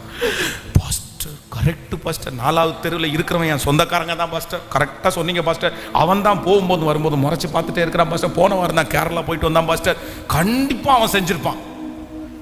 நம்ம குடும்பத்தில் லட்சுமணன் ஒருத்தன் இருக்கலாம் போகிறான், கண்ணன் ஒருத்தன் இல்லாமல போகிறான். உடனே நம்ம ஆட்கள், ஆண்டவருடைய பிள்ளைகள் இப்படி செய்யலாமா? நிறைய பேருக்கு இல்லைன்னா அவங்களால ஏற்றுக்கவே முடியாது, ஆனால் இருக்குன்னா நிறைய பேருக்கு சந்தோஷமாயிடும். இது என்ன மைண்ட் செட்னு தெரியல. உங்களுக்கு ஒன்றும் இல்லைன்னு சொன்னால் அவங்களுக்கு நிறைய பேருக்கு பிடிக்காது, ஆனால் உங்களுக்கு இருக்குன்னு சொல்லிட்டோன்னு வைங்களேன், உடனே ரொம்ப சந்தோஷம். உங்களுக்கு செய்வன ஒன்றுமே இல்லைன்னு சொன்னால் நிறைய பேருக்கு ஐயோ எனக்கு செய்வனையே இல்லையா அப்படின்னு. இல்லை, உங்களுக்கு செய்வன இருக்கணும், இருக்கா பார்த்தீங்களா பார்த்தீங்களா. இது என்ன? இல்லைன்றதுக்கு சந்தோஷப்படணுமா, இருக்குன்றதுக்கு சந்தோஷப்படணுமா? சொல்லுங்க சத்தமா. ஆனா உங்களுக்கு நிறைய பேருக்கு அப்படி சந்தோஷம் வராது. இல்லை, எனக்கு இந்த பவானி சாகர் அதுக்கு பக்கத்தில் இருந்து ஒரு கணவனார் வந்து ரெகுலராக ஒரு மனைவியை வாரம் கூட்டிகிட்டு வருவார். அவ்வளோ தூரத்தில் இருந்து வருத்தமாக இருக்கும், கஷ்டமாக இருக்கும். அந்த சிஸ்டரை கூட்டு வந்து முன்னாடி உட்கார வச்சுட்டு அந்த சிஸ்டர்கிட்ட 1 மணி நேரம் நான் பேசுவேன். என்ன பேசுவேன் அப்படின்னு சொன்னால், சிஸ்டர் உங்களோட கர்த்தர் இருக்கிறார் சிஸ்டர், கேட்டால் எத்தனை மணி நேரம் பைபிள் படிக்கிறேன்னு கேட்டால் 2 மணி நேரம் பைபிள் படிக்கிறாங்க. 2 மணி நேரம் பைபிள் படிப்பாங்க, 4 மணி நேரம் ஜெபம் பண்ணுவாங்க. 4 மணி நேரம் ஜெபம் பண்ணி 2 மணி நேரம் பைபிள் படிக்கிறவங்களோட எந்த சிஸ்டர் பிசாசு இருக்கும்? உங்களுக்கு பிசாசு இல்லை சிஸ்டர், நீங்கள் நல்லா ஜெபம் பண்ணி சொல்லுங்கள். என்னை விடுறதுக்கும் அவங்களுக்கு என்ன இல்லை, மனசு இல்லை. நான் ஒரு நல்ல பாஸ்டர்ன்ற ஒரு அபிப்பிராயத்தை மனசில் கொண்டு வந்துட்டாங்க. அந்த ஐயாவும் கொண்டு வந்துட்டார். சரி, பாஸ்டர் ஓரளவு எப்படி தான் சொல்லுவார், கரெக்டாக தான் சொல்லுவார், அவர் கரெக்டாக அவர் ஞானமாக பேசி நம்மளை அழகாக கைட் பண்ணுவார்ன்ற நம்பிக்கை அவங்களுக்கு, அதனால் என்ன விட மாட்டேங்கிறாங்க. ஆனால் அவங்க மனசு என்ன அப்படின்னு சொன்னால், என் வாயிலிருந்து எனக்கு பிசாசு இருக்குன்றத பென்ஸ் பாஸ்டர் சொல்லணும். இது எனக்கு நிறைய நாளாக தெரியாமல் போயிடுச்சு. என்னன்னா, அவங்க வீட்டுக்காரரு அந்த அம்மாவை கூட்டிகிட்டு வரும்போது, நீ ஊர் முழுக்க போய் எல்லாரும் உனக்கு பிசாசுக்குன்னு சொல்கிறாங்க, பென்ஸ் பாஸ்டர் உனக்கு பிசாசு இருக்குன்னு சொல்லிட்டாருன்னா நான் நம்புறேன்ட்டுக்க. இது எனக்கு தெரில. நான் இங்கே வந்து ஒவ்வொரு டைமும் அந்த அம்மாவை பார்த்து, உங்களுக்கு ஒன்றுமே இல்லைம்மா, உங்களுக்கு பிசாசே இல்லைம்மா, இப்போ ஜோம் பண்ணி சரி எனக்கு ஜோம் பண்ணுங்க பாஸ் அப்படின்னா தலையில் கை வச்சு ஜோம் பண்ணணும்னா இப்படி நான் ஆடுவான். கொஞ்சம் நல்லா தலையை வெட்டி இருப்பாங்க. சரி, ஜோம் பண்ணி முடித்த உடனே, இப்போ பார்த்தீங்களா நான் என்ன பண்ணேன் பார்த்தீங்களா, என்ன பண்ணீங்க, தலையை இப்படி வெட்டணும் பார்த்தீங்களா ஜோம் பண்ணும்போது. அட பிசாசை, உண்மையான பிசாசு இருந்தால் தலையை வெட்டுறது பிசாசுக்கு எப்படி தெரியும்? பிசாசு பிடிச்சிருக்கிற அந்த அம்மாவுக்கு என்ன நடந்துச்சுன்னு, சில விஷயம் அது தீயில தள்ளுது, சில விஷயம் தண்ணியில தள்ளுது. நெருப்பு இருக்குது, நம்மளா இருந்தா நெருப்புக்கு பக்கத்தில் என்ன பண்ண மாட்டோம், போக மாட்டோம். நெருப்பு நம்மளை சுடுன்னு தெரியும், தண்ணி இருந்தா தண்ணி பக்கத்தில் நம்ம போக மாட்டோம். தண்ணி நமக்கு ஆபத்துன்னு தெரியும். அப்ப பிசாசு உள்ள இருக்கும்போது அது நெருப்புன்னு அவனுக்கு தெரியல, தண்ணின்னு அவனுக்கு, அதனால தான் நெருப்புல குதிக்கிறான், அதனால தான் தண்ணியில கொடுப்பான். ஐயோ நீங்க சுயநினைவோட இருக்கிறன்றதுக்கு இதை விட வேற என்ன அடையாளம் வேணும்னு கேட்பேன். சரி, உங்களுக்கு பிசாசுக்குன்னு யார் சொன்னான்னு கேட்டேன். யார் உங்களுக்கு பிசாசுக்குன்னு சொன்னான்னா, இல்லை நானா, இந்த அம்மாவா நினைச்சிட்டாங்களாம் பிசாசு இருக்குன்னு. ஏன் அப்படி நினைச்சிங்கன்னு கேட்டா, அவங்க வீட்டில இருந்து அவங்க சர்ச்சில் இருந்து வீட்டுக்கு போறதுக்குள்ள 5 கோயில் இருக்குமாமா. அந்த வீட்டுக்கு போறதுக்குள்ள இவங்க ஒரு ஃபாஸ்டிங் பிரேயர் முடிஞ்ச உடனே இயேசுவின் நாமத்தில் அந்த விக்கிரக ஆவிகளை கட்டுகிறேன், விக்கிரக ஆவிகளை கட்டுவேன் ஜெபம் பண்ணியிருக்கிறாங்க. ஜெபம் பண்ணி முடிச்ச உடனே பசங்க பண்ற பாஸ் என்ன சொல்லியிருக்கிறாருன்னா, இந்த மாதிரி விக்கிரகங்களுக்காக எல்லாம் ஜெபம் பண்றவங்க கொஞ்சம் ஞானமா இருக்கணும், அவங்க கொஞ்சம் கவனமா இருக்கணும், இல்லைன்னா அந்த ஆவி நீங்க பலவீனமா இருந்தா உங்களை வந்து என்ன பண்ணிக்கும், பிடிச்சு கொண்டிருக்காரு. இவங்க என்ன பண்ணிட்டாங்கன்னா, ஜெபத்துக்கு வர்றதுக்கு முன்னாடி கணவனாரோட சண்டை போட்டு வந்திருக்கிறாங்க. இப்போ விக்கிரக ஆவிக்காக ஒருத்தர் ஜெபம் பண்ணுங்கன்னு சொல்லும்போது யார் ஜெபம் பண்ணா, இந்த சிஸ்டர் எழும்பி இயேசுவின் நாமத்தால கட்டுறேன் பயங்கரமா பவர்ஃபுல்லா ஜெபம் பண்ணிட்டாங்க. ஜெபம் பண்ணி முடிச்ச உடனே பிரசங்கம் வருது, விக்கிரக ஆவியை கட்டுறவன் எல்லாம் கொஞ்சம் ஜாக்கிரதையா தான் கட்டணும், உனக்குள்ள பரிசுத்தம் இல்லைன்னா அந்த விக்கிரகம் உனக்குள்ளே வந்து உட்காந்துரும். இப்போ பிரசங்கம் முடிச்சுட்டு வீட்டுக்கு கிளம்பும் போது அந்த 5 கோயிலேருந்து ஒரு கோயிலை தாண்டின உடனே ஒரு சின்ன பயம், நம்ம இன்னைக்கு பரிசுத்தம் இல்லாமல் போய் ஜெபம் பண்ணிட்டோம், ஒருவேளை அந்த பிசாசு நம்மளை பிடிச்சிரும். 5வது கோயிலை தாண்டும் போது வேர்த்து விறுவிறுத்து படபடன்னு வந்து இவங்க அன்னைக்கு முடிவு பண்ணிட்டாங்க, எனக்கு என்ன பிடிச்சிருச்சு. உண்மையிலே ஆண்டவருடைய பிள்ளைகளே, பரிதாபம். அவங்க 2 பிள்ளைகளும் வாலிப பிள்ளைங்க, அழகான பிள்ளைகள், நல்லா படிக்கிற பிள்ளைங்க. 2 பிள்ளைகளும் ஒழுங்கா படிக்க முடியல. கணவனார் அவ்வளோ வருத்தப்படுறாரு. ஏன் அவருக்கு நிம்மதியே இல்லை. ஒரு ஹோட்டல் ஆரம்பிச்சார், அந்த ஹோட்டலை நடத்த முடியல இவங்க உடனே எனக்கு பயமா இருக்குங்க, கொஞ்சம் வீட்டுக்கு வாங்க, பயமா இருக்குங்க, வீட்டுக்கு வாங்க. இப்படியே சூழ்நிலைகள் மாறி நானும் எவ்வளோ ஒரு 3 months கண்டினியூவாக இங்கே வந்தாங்க. ஆனால் அவங்கள ரெடி பண்ணவே முடியல. கடைசியில் அவங்களுடைய மனசு முழுக்க என்ன ஆச்சு அப்படின்னா, எனக்குள்ள பிசாசு இருக்குன்னே அவங்க முடிவு பண்ணிட்டாங்க. என்னால் நான் எவ்வளவு ட்ரை பண்ணியும் உங்களுக்குள்ள பிசாசு இல்லைன்ற அந்த காரியத்தை என்னால் என்ன பண்ண முடியல, கொண்டு வர. உலகத்தை ஒரு பழமொழி சொல்லுவாங்கல்ல, தூங்குறவங்களை எழுப்பிடலாம், தூங்குற மாதிரி நடிக்கிறவங்கள. பிசாசு இருந்தால் துரத்தி இல்லாம இல்லாத பிசாசை நம்ம எங்க துரத்துறது, வர வச்சா துரத்த முடியும்? புரியுது இல்ல? அவங்களுக்குள்ள பிசாசே இல்லை, நம்ம எப்படி துரத்த முடியும் சொல்லுங்க. அதனால இவங்களுக்குள்ள, அதனால இன்று வரைக்கும் ஒவ்வொரு சர்ச்சு, ஒவ்வொரு ஜபம், இங்கே ஒரு ஜப கூட்டம் நடத்தா உடனே போயிடுவாங்க, அங்கே ஒரு ஜப கூட்டம் நடத்தா அங்கே போயிடுவாங்க. ஆனால் இன்னைக்கு வரைக்கும் அவங்களுடைய பிசாசு அவங்களுக்குள்ள இல்லைன்ற ஒரு கான்ஃபிடென்ட் அவங்களுக்குள்ள வராததுனால அவங்க இன்னைக்கு வரைக்கும் சரியாகாமல், இப்போ லாஸ்ட்டாக வந்து கேள்விப்பட்டேன், மன அழுத்தமாகி மனநிலைமை, தூக்கம் வராமல் இப்போ வந்து டேப்லெட் சாப்பிட்டுட்டு இருக்காங்க. இதுக்கு எல்லாத்துக்கும் காரணம் என்ன அப்படின்னு சொன்னால், ஒன்று, ஆண்டவருடைய பிள்ளைகளை, யார் உங்களை வந்து கர்த்தரின் நாமத்தினால், இயேசுவின் நாமத்தினால், அதான் தேவன் அவனை அனுப்பவில்லை என்றும். நெகேமியாவு தலைமையில இருந்த அபிஷேகம் என்ன தெரியுமா? தனக்கு முன்னாடி வந்து நின்ன ஒரு மனுஷன் கண்ணை மூடிட்டு, நம்ம 2 பேரும் தப்பித்து உயிர் பிழைப்போம், ஆண்டவர் நம்ம என்கிட்ட பேசினாரு, நீ வா அப்படின்னு கூப்பிடுறவன் ஊழியக்காரன், வான்னு கூப்பிடுறவன் தீர்க்கதரிசி. அப்படி கூப்பிடும்போது இவர் என்ன டிசைட் பண்றாருன்னா, என்னை கூப்பிடுகிற அந்த மனுஷன் ஆண்டவர் சொல்லி கூப்பிடல, தேவன் அவனை அனுப்பல, சன்பல்லாத்தும் தொபியாவும் அவனை அனுப்பியிருக்காங்கன்ற ஞானத்தை கற்றுக்கொண்டானாமா. அப்போ இன்னைக்கு ஒரு தீர்மானம் எடுங்க. யார் யார் என்னை கண்ணை மூடிட்டு உனக்கு இப்படி இருக்குது, உனக்கு இப்படி இருக்குது, உனக்கு செய்வன, உனக்கு வந்து மாந்திரிக கட்டு இருக்குது, இல்லைன்னா நீ எல்லாத்தையும் விட்டுட்டு இப்படி வந்துரு, இப்படி போயிரு, எல்லாத்தையும் வித்துரு, இந்த மாதிரி, இல்லைன்னா ஒரு வீடு கட்டிரு, இயேசு ஒன்ன வீடு கட்ட சொல்றாரு, இயேசு ஒன்ன சர்ச்சு கட்ட சொல்றாரு, இயேசு ஒன்ன கார் வாங்க சொல்றாரு, இந்த மாதிரி யார் உங்களை பார்த்து சொன்னாலும் உங்களுக்கு என்ன ஞானம் வேணும்னா, இது உண்மையிலே கர்த்தர் கேட்கல, இது உண்மையிலே கர்த்தர் சொன்னாரா? கண்ணை மூடிட்டு உடனே என்ன பண்ணிடக்கூடாதுன்னா, அவ்வளவுதான், இந்த ஊழியக்காரரே சொல்லிட்டாரு, இந்த ஊழியக்கார அம்மாவே சொல்லிட்டாங்க, இந்த விசுவாசியே சொல்லிட்டாங்க, அவ்வளவுதான் ஃபினிஷ்டு அப்படின்னு ஒரு நபர் சொன்ன உடனே நீங்கள் ஒரு கன்க்ளூஷனுக்குள்ள நீங்க என்ன பண்ணிடக்கூடாது சொல்லுங்க. எல்லாருமே வந்துடவே கூடாது. இப்படி வந்தவர்கள் எத்தனையோ பேர் இன்றைக்கு வேலையை இழந்திருக்கிறதை நான் பார்க்கிறேன். எத்தனையோ பேர் இன்னைக்கு பாடுபடுகிறதை பார்க்கிறேன். எத்தனையோ பேர் இன்னைக்கு குடும்பத்தை, கணவனை இழந்தவங்க நிறைய பேர் இருக்காங்க, மனைவியை இழந்தவங்க நிறைய பேர் இருக்காங்க. கிடையவே கிடையாது. கர்த்தர் ரொம்ப நல்லவர். கர்த்தர் என்ன தனியா ஊழியம் பண்ண பண்றாரு, என் மனைவியை விட்டுட்டு மனைவியை பார்க்க கூடாது, நீ தனியா ஊழியம் பண்ண சொல்றாருன்னு சொல்லிட்டு இன்னைக்கு ஒருத்தர் கோயம்புத்தூர்ல இருந்து திருநெல்வேலி போய் அங்க தனியாக இருந்து தன்னுடைய மனைவியும் தன்னுடைய பிள்ளையும் இங்கே அந்தரங்கத்துல விட்டுட்டு குடும்பத்தை கவனிக்காம கர்த்தர் சொன்னாருன்னு போய் திருநெல்வேலியில் ஊழியம் செஞ்சுட்டு இருக்கிறார். என்ன சொல்லுவீங்க? வீட்டுக்கு வந்து 3 வருஷம் ஆச்சு, பிள்ளைகளுக்கு உதவி செய்து 3 வருஷம் ஆச்சு, எதையுமே கவனிக்கல. கேட்டா என்ன சொல்றாருன்னா, நீங்க ஆண்டவருடைய வார்த்தைக்கு விரோதமா நிக்காதீங்க பாஸ்டர், உங்களுக்கு சாபம் வந்துடும் நம்மளை பார்த்து சொல்றாரு அவர். நீங்க இது பண்ணாதீங்க, நீங்க கர்த்தர் உங்களை தண்டிப்பாரு, ஒரு ஊழியக்காரனுடைய ஊழியத்தை தடுக்கிறதுக்கு நீங்க ஏமாத்திரம் எப்படின்னு கேட்டா தீர்க்கதரிசியை காமிக்கிறாரு. வேதத்துல ஒரு தீர்க்கதரிசி இருந்தாரு, அந்த தீர்க்கதரிசியை போய் வேசிய கல்யாணம் பண்ண சொன்னாரா இல்லையா ஆண்டவர்? அதனால ஆண்டவர் இப்பதான் தெரிஞ்சு இவர் ஏதோ வேசிய கல்யாணம் பண்ண போறாரு போல தெரியுது. இல்ல அந்த மாதிரி ஒரு ஐடியா அவருடைய மனசுக்குள்ள என்ன இருக்குன்னு தெரியல.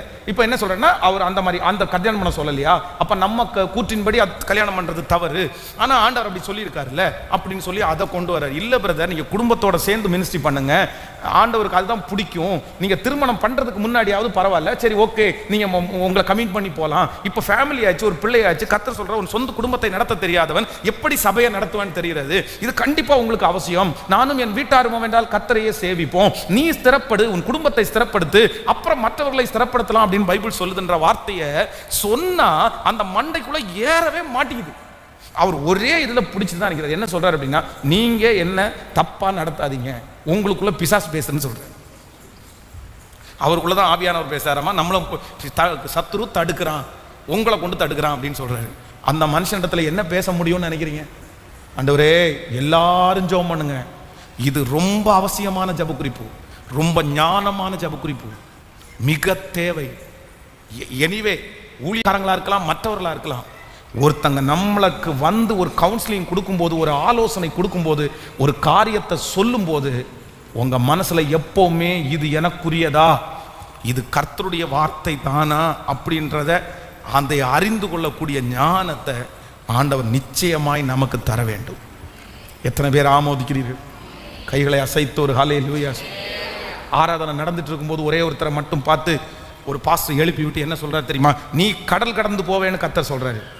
நீ எனிவே நான் ஏத்துக்கிறேன், சந்தோஷம், ரொம்ப சந்தோஷம். நீ கடல் கடந்து போவேன்னு கர்த்தருடைய வார்த்தை வந்துச்சு இல்லை, நீ அதை வச்சு ஜெபம் பண்ணு. ஆண்டவர் ஒரு நாள் உன்னை கொண்டு போவார். அதற்கான சூழ்நிலைகள் எல்லாம் ஏதும் இல்லை, கர்த்தர் கட்டுவார். இப்போ அப்படி ஜெபம் பண்ணா பரவாயில்ல. கடல் கடந்து போவேன்னு ஆண்டவர் என்ன சொல்லிட்டாரு, நான் இன்னும் இங்கே சும்மா இருக்கிறது அப்படின்னு சொல்லிட்டு 5 லட்சம் ரூபாய் கடன் வாங்கி ஸ்ட்ரெயிட்டா எங்க போயாச்சு அப்படின்னு சொன்னா ஓமன் போயாச்சு. மஸ்கட். அழைப்பு இல்லை, வேலை இல்லை, ப்ராப்பரான ஒரு இன்விடேஷன் இல்லை, ப்ராப்பரான ஒரு சம்பளம் இல்லை, எங்க தங்க போறோம்னு தெரியாது. ஆனா ஆண்டவர் என்ன சொல்லிட்டாரம்மா, கடல் கடந்து போவேன். சரி, சந்தோஷம், போயாச்சு. அங்கே போய் வேலை இல்லாமல் கஷ்டப்பட்டு கடன் மேலே கடனாகி இங்கேயும் ஊருக்கு வர முடியாமல், அங்கேயும் வேலை செய்ய முடியாமல், எத்தனை வருஷம் நீங்கள் எத்தனை வருஷம் ஓமனுக்கு வந்து எத்தனை வருஷம் ஆச்சுன்னு கேட்டால் 10 இயர்ஸ், 10 வருஷம். 10 இயர்ஸில் ஒன்றுமே ரெடி ஆகாமல், அங்கே நிரந்தரமான ஒரு வேலை இல்லாமல், இங்கே கடன் மேலே கடன் வாங்கி, இங்கே உள்ள 5 லட்சம் ரூபா கடன் இப்போ வந்து 25 லட்சம் ரூபா கடனாக மாறி நிற்கிது. அதையும் கட்ட முடியாமல் ஐயோ என்ன பாடுன்னு தெரியுமா? கல்யாணமும் லேட்டாகி, திருமணத்தினுடைய காரியமும் லேட்டாகி. அப்போ ஆண்டவருடைய இப்போ கர்த்தர் சொன்ன வார்த்தை பொய்யாகுமா? கர்த்தர் சொன்ன இது கர்த்தர் சொன்னாரா? முதல்ல நீ ஒரு அதுக்கு வேண்டிய ஒரு சூழ்நிலை வருகிறது வரைக்கும் அமைதியாய் காத்திருந்து நீங்கள் பெற்றுக்கொள்வது தவறல்ல. கர்த்தருடைய வார்த்தை வந்த உடனே அந்த வார்த்தையே நம்மளை கொண்டு போற வரைக்கும் நம்ம என்னவா இருக்கணும்? காத்திருக்கணும். கர்த்தருடைய வார்த்தை வந்துச்சுன்னு சொன்ன உடனே நம்ம பிரயாசப்பட கூடாது. நான் உனக்கு ஒரு வீடு கட்டி தருவேன் அப்படின்னு ஆண்டவர் ஒரு வார்த்தை கொடுத்தாரு. எஸ், இது ஆண்டவருடைய வார்த்தை, மனுஷனுடைய வார்த்தை அல்ல. கர்த்தருடைய வார்த்தை சொன்னா கண்டிப்பா அதை செய்து முடிக்க வல்லவரா இருக்கிறார். அந்த வார்த்தையை விசுவாசிச்சா அது கண்டிப்பா என்ன பண்ணும்? கேட்கல, நடக்குமா நடக்காதா? இந்த வார்த்தையை நம்புறவங்களுக்கு காற்றும் இல்லை, மழையும் இல்லை, ஆனா நடக்கும். இந்த வார்த்தைக்கு அவ்வளவு பெரிய பவர் இருக்குது. ஆனா இந்த வார்த்தையை ஆண்டவர் உனக்கு ஒரு வீடு கட்டி தருவேன்னு சொல்லிட்டாருன்றதுக்காக அவ்வளவுதான் கட்டி தருவார்ன்றது. அதுக்காக நாளைக்கு காலை நான் பேங்க்ல போய் நின்று கடன் வாங்கிட்டு நான் கட்டுறேன், கர்த்தர் தான் பேசிட்டாருன்னு சொல்ல முடியாது. நம்ம என்ன பண்ணணும் அப்படின்னு சொன்னா, அது நிறைவேறும் அளவு நம்ம என்ன பண்ணணும்? அந்த நாள் வரும், அந்த ஏற்ற நேரம் வரும், கர்த்தர் சொன்ன வாக்கு தத்தம் கொஞ்சம் கொஞ்சமா நம்முடைய வாழ்க்கையில பிரகாசிக்க ஆரம்பிக்கும், நம்ம நல்லா இருந்துருவோம். இதுதான் முறை, இதுதான் ஆண்டவருடைய பிள்ளைகளுக்கு தேவை. ஆனா அதுக்காக ஆண்டவர் சொன்னார்ன்றதுக்காக என்னுடைய முயற்சியை 100% நான் எடுத்து சிக்கிடக்கூடாது. அப்ப எல்லாருக்கும் இன்றைக்கு இருக்கிற இந்த ஃபாஸ்டிங் பிரேயர்ல இன்னைக்கு உங்களுக்கு எல்லாருக்கும் புரியும்னு நினைக்கிறேன். எல்லாருக்கும் புரியும்னு நினைக்கிறேன். எது உங்களுடைய வாழ்க்கையில யார் சொன்னாலும். இப்போ அந்த வசனத்தை வாசிங்க பார்க்கலாமே. நெகேமியா அந்த வசனத்தை வாசிங்கன்னா உங்களுக்கு தெரியும். வாசிங்க. ரொம்ப தேவன் அவனை அனுப்பவில்லை என்றும் தொபியாவும் சன்பல்லாத்தும் அவனுக்கு கூலி கொடுத்ததினால் அவன் எனக்கு விரோதமாய் அந்த தீர்க்க தரிசனத்தை சொன்னான் என்றும் அறிந்து கொண்டேன். ஹல்லேலூயா. எத்தனை பேர் ஜெபிக்க போறோம்? எத்தனை பேர் ஜெபிக்க போறோம்? ஆண்டவரே எனக்கு ஞானத்தை தாங்க, ஆண்டவரே எனக்கு ஞானத்தை தாங்க. எந்த ஞானத்தை கத்த தரணும்னா, எங்கிட்ட தேவன் பேசுகிறாரா, மனிதன் பேசுகிறாராமா? அவங்களுடைய ஐடியாஸ் நிறைய இருக்கும், அவங்களுடைய நிறைய பேர் பிளானிங்கை சொல்லுவாங்க. நான் சொல்றேன், மனிதர்கள் சொல்லுகிற பிளானிங் எப்பவுமே நமக்கு என்ன ஆகாது? ஒர்க் அவுட் ஆகாது. நிறைய நேரத்தில் ஒர்க் அவுட் ஆகாது. அவங்களுக்கு அது ஒர்க் அவுட் ஆகும், ஆனால் நமக்கு ஃபெயிலியர் ஆகும். இன்னொருத்தர் ஒர்க் அவுட் ஆயிடுச்சு அப்படின்றதுக்காக அவங்க சொல்றது நமக்கு ஒர்க் அவுட் ஆகாது. நம்மளை கர்த்தர் தனியாக நடத்துவார், அவங்கள கர்த்தர் தனியாக நடத்துவார். எத்தனை பேர் ஆமோதிக்கிறீர்கள்? ஹல்லேலூயா. அவரால் செய்ய முடியாது. இப்போ ஜெபம் பண்ணலாமா? எல்லாருமே, எல்லாருக்குள்ளேயும் கர்த்தர் அந்த கிருபையை கர்த்தர் தரப்போறார், இந்த ஞானத்தை கர்த்தர் தரப்போறார். உங்களுக்குள்ள ஒரு அதை டிசைன் ஸ்பிரிட் அப்படின்னு சொல்றாங்கல்ல, கர்த்தர் அப்படிப்பட்ட ஒரு கிருபையை கர்த்தர் உங்களுக்கு தரப்போறார். அவ்வளவுதான். நீங்க பார்த்த உடனே கண்டுபிடிச்சிருவீங்க, நீங்க சொன்ன உடனே கண்டுபிடிச்சிருவீங்க. இது கர்த்தர் வார்த்தையா மனுஷன் வார்த்தையா அப்படின்னு உங்களால் ஐடென்டிஃபை பண்ண முடியும். கர்த்தர் அந்த ஞானத்தை உங்களுக்கு தருவார். இது நடக்குமா நடக்காது அப்படின்றத கர்த்தர் செய்வார். இது ஆண்டவருடைய ஆவியானவர் உங்களுக்குள்ள வரும்போது அவர் உங்களை சகல சத்தியத்துக்குள்ளேயும் வழி நடத்துகிற கர்த்தராக இருக்கிறார். நான் உனக்கு போதித்து நீ நடக்க வேண்டிய வழியை உனக்கு காட்டுவேன், உண்மையில் என் கண்ணை வைத்து உனக்கு ஆலோசனை சொல்லுகிற கர்த்தர் அவர். ஹல்லேலூயா. ஒரு விஷயத்தை கூட சொல்லி ஜெபம் பண்ணுவோம். உங்களுக்கு சொல்றேன். இப்போ பாருங்களேன், நம்ம எல்லாருமே இந்த தாவீதுனுடைய ஒன்றை சொல்லுவோம். என்ன சொல்லுவோம்னா, நீ சகலத்தையும் திருப்பிக் கொள்வாய். இந்த மாசத்தினுடைய வாக்குத்தத்த வசனம் கூட அதுதான், நீ சகலத்தையும் திருப்பிக் கொள்வாய்.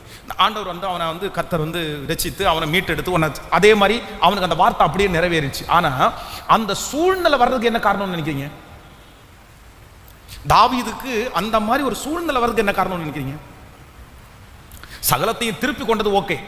எதனால அப்படின்னு சொன்னா, அவன் வந்து இப்பொழுது வந்து பெலிஸ்திய நாட்டு ராஜா வந்து இஸ்ரவேல் ஜனங்களோட யுத்தம் பண்ண போறார். இஸ்ரவேல் ஜனங்கள் யார் அப்படின்னு சொன்னா, இவனுடைய சொந்த ரத்தம், ஆண்டவருடைய பிள்ளைகள். அந்நிய நாட்டு ராஜா யுத்தம் பண்ண வராரு. இவனுக்கு இந்த தாவீது என்கிற இந்த மனிதனுக்கு அந்த ராஜா அடைக்கலம் கொடுத்தாருன்ற ஒரு காரணத்துக்காக இந்த தாவீது என்ன சொல்றான் அப்படின்னு சொன்னா, யுத்தம் பண்றதுக்கு நானும் யாரோட, தன்னுடைய சொந்த ஜனங்களுக்கு விரோதமா அந்நிய ராஜா எழும்பும் போது, வேணாங்க, அவங்க என்னதான் இருந்தாலும் என்னுடைய ரத்த சம்பந்தமான, என் ரத்த சம்பந்தமான உறவு, நான் அவங்களை கை வைக்க முடியாது. நீங்க எனக்கு 1000 நன்மை செஞ்சிருந்தாலும் என் சொந்த ரத்தத்தோட நான் எப்படி இது பண்ண முடியும்? வேண்டாம், விட்டுருங்க, நீங்க என்ன வேணாலும் பண்ணுங்க, பட் நான் வரமாட்டேன்னு சொல்ல வேண்டியவன் நான் வர்றேன்னு போறேன். அப்பதான் அங்க இருக்கிற எல்லாரும் என்ன சொல்றாங்க அப்படின்னு சொன்னா, இவனை கூட்டிட்டு போகாதீங்க, இவன் ஒருவேளை எழும்பி உள்ளுக்குள்ள வந்து அவங்க ஆட்களுடைய என்னால அந்த பாசம் இருக்கும், அவங்களுக்கு ஹெல்ப் பண்ணி நம்மளை கொன்னுட்டான்னா நம்மளால ஒன்றும் பண்ண முடியாது, அதனால தாவீது யுத்தத்திற்கு வந்தான்னா நாங்க வரமாட்டோம்னு அந்த ஜனங்கள் எதிர்த்து நின்னதுனால, அந்த ராஜாவுடைய கீழே இருக்கிற துணை மனிதர்கள் வந்து எதிர்த்து நின்னதுனால அந்த ராஜா என்ன சொல்றாருன்னா, நீ போப்பா, எங்க ஜனங்கள் எல்லாருமே வந்து உன்னை வேண்டான்னு சொல்றாங்க, நீ எப்படிப்பட்டவன்னு எனக்கு தெரியும். அந்த இடத்துல இருந்து அனுப்பி விடும்போது தான் என்ன காட்சியை பார்க்குறாங்கன்னா, தன்னுடைய வீடு, தனக்கு இருந்த பிள்ளைகள், தனக்கு இருந்த மனைவி எல்லாமே கொண்டு போகப்பட்டதை பார்க்குறாங்க. அப்போ ஆண்டவருடைய பிள்ளைகள் ரொம்ப ஞானமாக நடக்கணும். இன்னொருத்தங்க நமக்கு உதவி செய்கிறாங்க, இன்னொருத்தங்க நமக்கு நல்லவங்களா இருக்கிறாங்கன்றதுக்காக நம்ம வந்து அது கர்த்தரால் ஏற்படுத்தப்பட்டதுன்னு நினச்சி நம்ம அந்த இடத்துல தவறாமல் இருக்கிற ஞானத்தை கர்த்தர் தான் நமக்கு தரணும். எத்தனை பேர் ஜெபிக்க போறீர்கள்? ஹல்லேலூயா. எனக்கானாலும் என் பிள்ளைகளுக்கானாலும் ஆண்டவரே நீங்கள் எனக்கு போதிச்சு நடத்துங்க. ஆண்டவரே எனக்கு ஒரு நல்ல ஞானத்தை கர்த்தர் இன்னைக்கு தரணும், என்னுடைய புத்தியை கர்த்தர் தெளிவாக்கணும். என்ன அப்படின்னா, பைபிளில் நான் வசனம் வாசித்தாலும், எங்கே நான் சத்தியத்தை கேட்டாலும், யார் எனக்காக ஜெபம் பண்ணும்போது சொன்னாலும் என்னுடைய மனசு என்ன சொல்லணும்னா, இது எனக்குரியது தானா, இது கர்த்தர் என்னிடத்தில் பேசுகிற வார்த்தை தானா, இது எத்தனை நாள் நான் காத்திருக்க வேண்டும், இதற்கு காத்திருக்க வேண்டுமா, உடனே செய்ய வேண்டியுமா? இப்படிப்பட்ட டீட்டெயிலை கர்த்தர் நம்முடைய இருதயத்திலே கிருபையாய் தருகிற தேவன் நல்லவராயிருக்கிறார்.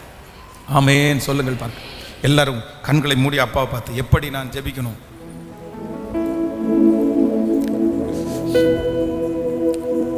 Thank you Jesus. முழு பலத்தோட எல்லாரும் இது ஆண்டவரிடத்துல கேளுங்க, ஞானம் எனக்கு தேவை ஆண்டவர். ஹல்லேலூயா ஹல்லேலூயா ஹல்லேலூயா. நன்றி ஆண்டவரே. கர்த்தராகிய நான் உன் வலது கரத்தை பிடித்து பயப்படாதே, நான் உனக்கு துணை நிற்கிறேன் என்று சொல்லுகிற நல்ல கர்த்தர்.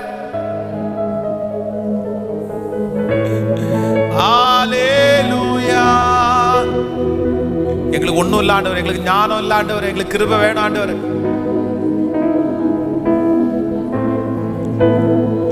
ஒன்றும் இல்லை ஆண்டவரே, நாங்கள் ஒன்றும் இல்லை ஆண்டவர். சொல்லுங்க அப்பா, இப்படிப்பட்ட வார்த்தைகளுக்கு தப்பு வைக்கிறதற்கு கர்த்தர் எங்களை விலக்காமல் பாதுகாக்கிற கர்த்தர் நல்லவர். சொல்லுங்க முழு பலத்தோடு. கேட்க அந்த கிருபையை கர்த்தர் லைவ்ல இருக்கிற ஒவ்வொருத்தருக்கும் கர்த்தர் தர்றார், உங்களுக்கு தர்றார். ஸ்தோத்திரம் ஸ்தோத்திரம் ஸ்தோத்திரம். முழு பலத்தோடு எங்களுக்கு அந்த ஞானத்தை கொடுங்க ஆண்டவரே. எளிமையான என்னை உங்க பிள்ளையாய் மாற்றுகிறவர் நீங்க தானே. நான் அறியாததும் எனக்கு எட்டாததுமான பெரிய காரியத்தை, ஓ நன்றி நன்றி நன்றி நன்றி நன்றி ஆண்டவரே, நன்றி நன்றி நன்றி அப்பா, நன்றி நன்றி நன்றி. சொல்ல சொல்ல நன்றி அப்பா, நன்றி ஆண்டவரே, நன்றி ஆண்டவரே, நன்றி ஆண்டவரே. எனக்கு எல்லாமே நீங்க தான்ப்பா. ஓ ஹல்லேலூயா. எனக்கு எல்லாமே நீங்க தான்ப்பா. எனக்கு எல்லாமே நீங்க தான்ப்பா. எனக்கு எல்லாமே நீங்க தான்ப்பா. எனக்கு எல்லாமே நீங்க தான்ப்பா. எளிமையான என்னை உன் பிள்ளையாய் தெரிந்து, எளிமையான என்னை உன் பிள்ளையாய் தெரிந்து சொல்லுவோம். நான் அறியாததும் எனக்கு எட்டாததும் நீரே கற்று தந்தே. நான் அறியாததும் எனக்கு எட்டாததும் நீரே கற்று தந்தே. இப்ப கைகளை உயர்த்தி எனக்கு எல்லாமே நீங்க தான்ப்பா. எனக்கு எல்லாமே நீங்க தான்ப்பா. ஜெபிக்க ஜெபிக்க எனக்கு எல்லாமே. ஓ ஹalleluya.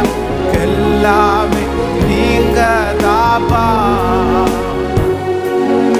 இருளான நேரத்திலே என் எதிர்காலம் மங்கினதே. இருள் சூழ்ந்த நேரத்திலே என் எதிர்காலம் மங்கினதே. இருள் சூழ்ந்த நேரத்தில் வந்து சொன்னி, இனி நான் எல்லாம் பார்த்து கொள்வேன். நிறைய பேரை பார்த்து இருள் சூழ்ந்த நேரத்தில் இனி நான் எல்லாம் பார்த்து கொள்வேன். இப்ப கைகளை மேல எனக்கு எல்லாமே நீங்க தான்ப்பா. எனக்கு எல்லாம் நீ சொல்லுங்க சத்தத்தை உயர்த்தி எனக்கு எல்லாமே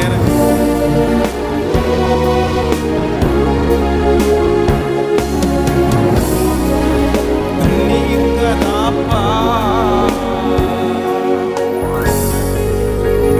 எனக்கு எல்லாமே நீங்க தான். எளிமையான என்னை விசாரிக்கிறவர் நீங்க தான் ஆண்டவரே.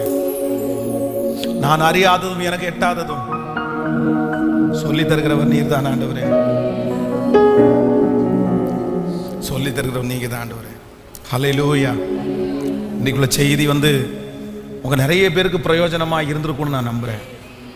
இந்த உலகத்தில் வாழ்வதற்கு ரொம்ப அவசியமான ஒன்று என்ன அப்படின்னு சொன்னா, நமக்கு வருகிற ஆலோசனைகள், நமக்கு மனிதர்கள் சொல்லுகிற சில திட்டங்கள், இல்லைன்னா ஊழியர்கள் சொல்லுகிற சில திட்டங்கள், ஜோம் பண்ணி சொல்லுகிற திட்டங்கள், இல்லைன்னா தீர்க்க தரிசனமா சொல்லுகிற திட்டங்கள், இது எல்லாம் எனக்குரியது தானா, இல்லைன்னா நான் காத்திருக்கணுமா, நான் எப்படி இதை கொண்டு போகணும் அப்படின்ற ஞானத்தை கர்த்தர் நமக்கு கிருபையாய் கத்த தரணும். அது ஆலோசனை இல்லாத இடங்கள் ஜனங்கள் சீர்கட்டு போறது ஒண்ணுதான். ஆனா சில ஆலோசனைகள் சிலரை சீர்கட்டு போக பண்ணுன்றதையும் என்ன பண்ணிடக்கூடாது, மறந்துடக்கூடாது. அம்னோன் உங்களுக்கு தெரியும் நினைக்கிறேன். இந்த அம்னோன் ராஜாவுடைய ராஜகுமாரன், ராஜா பிள்ளை. ஆனா தன்னுடைய சொந்த சகோதரனால ஆள் வச்சு அடிச்சு கொல்லப்படுறதுக்கு காரணம் என்ன தெரியுமா? அம்னோன் உண்மையாகவே சொல்ல போனா அவன் ஒரு காலத்துல நல்லவனா தான் இருந்தான்.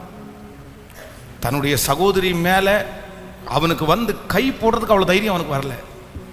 எப்படி என் சகோதரியை நான் கை வைப்பேன் அப்படின்றது மனசாட்சி, நல்ல ஒரு மனசாட்சி அவனுக்குள்ள இருந்துச்சு. ஆனா அவன் ஃப்ரெண்டு பாருங்களேன், என்னடா பெரிய மனசாட்சி, ஆசைப்பட்டா உடனே அனுபவிச்சிடணும்டா, அதுக்கு போய் இப்படி மெலிஞ்சா போவே அப்படின்னு சொல்லி கூட இருந்த அந்த அம்னோனுடைய நண்பன் பொல்லாதவன்.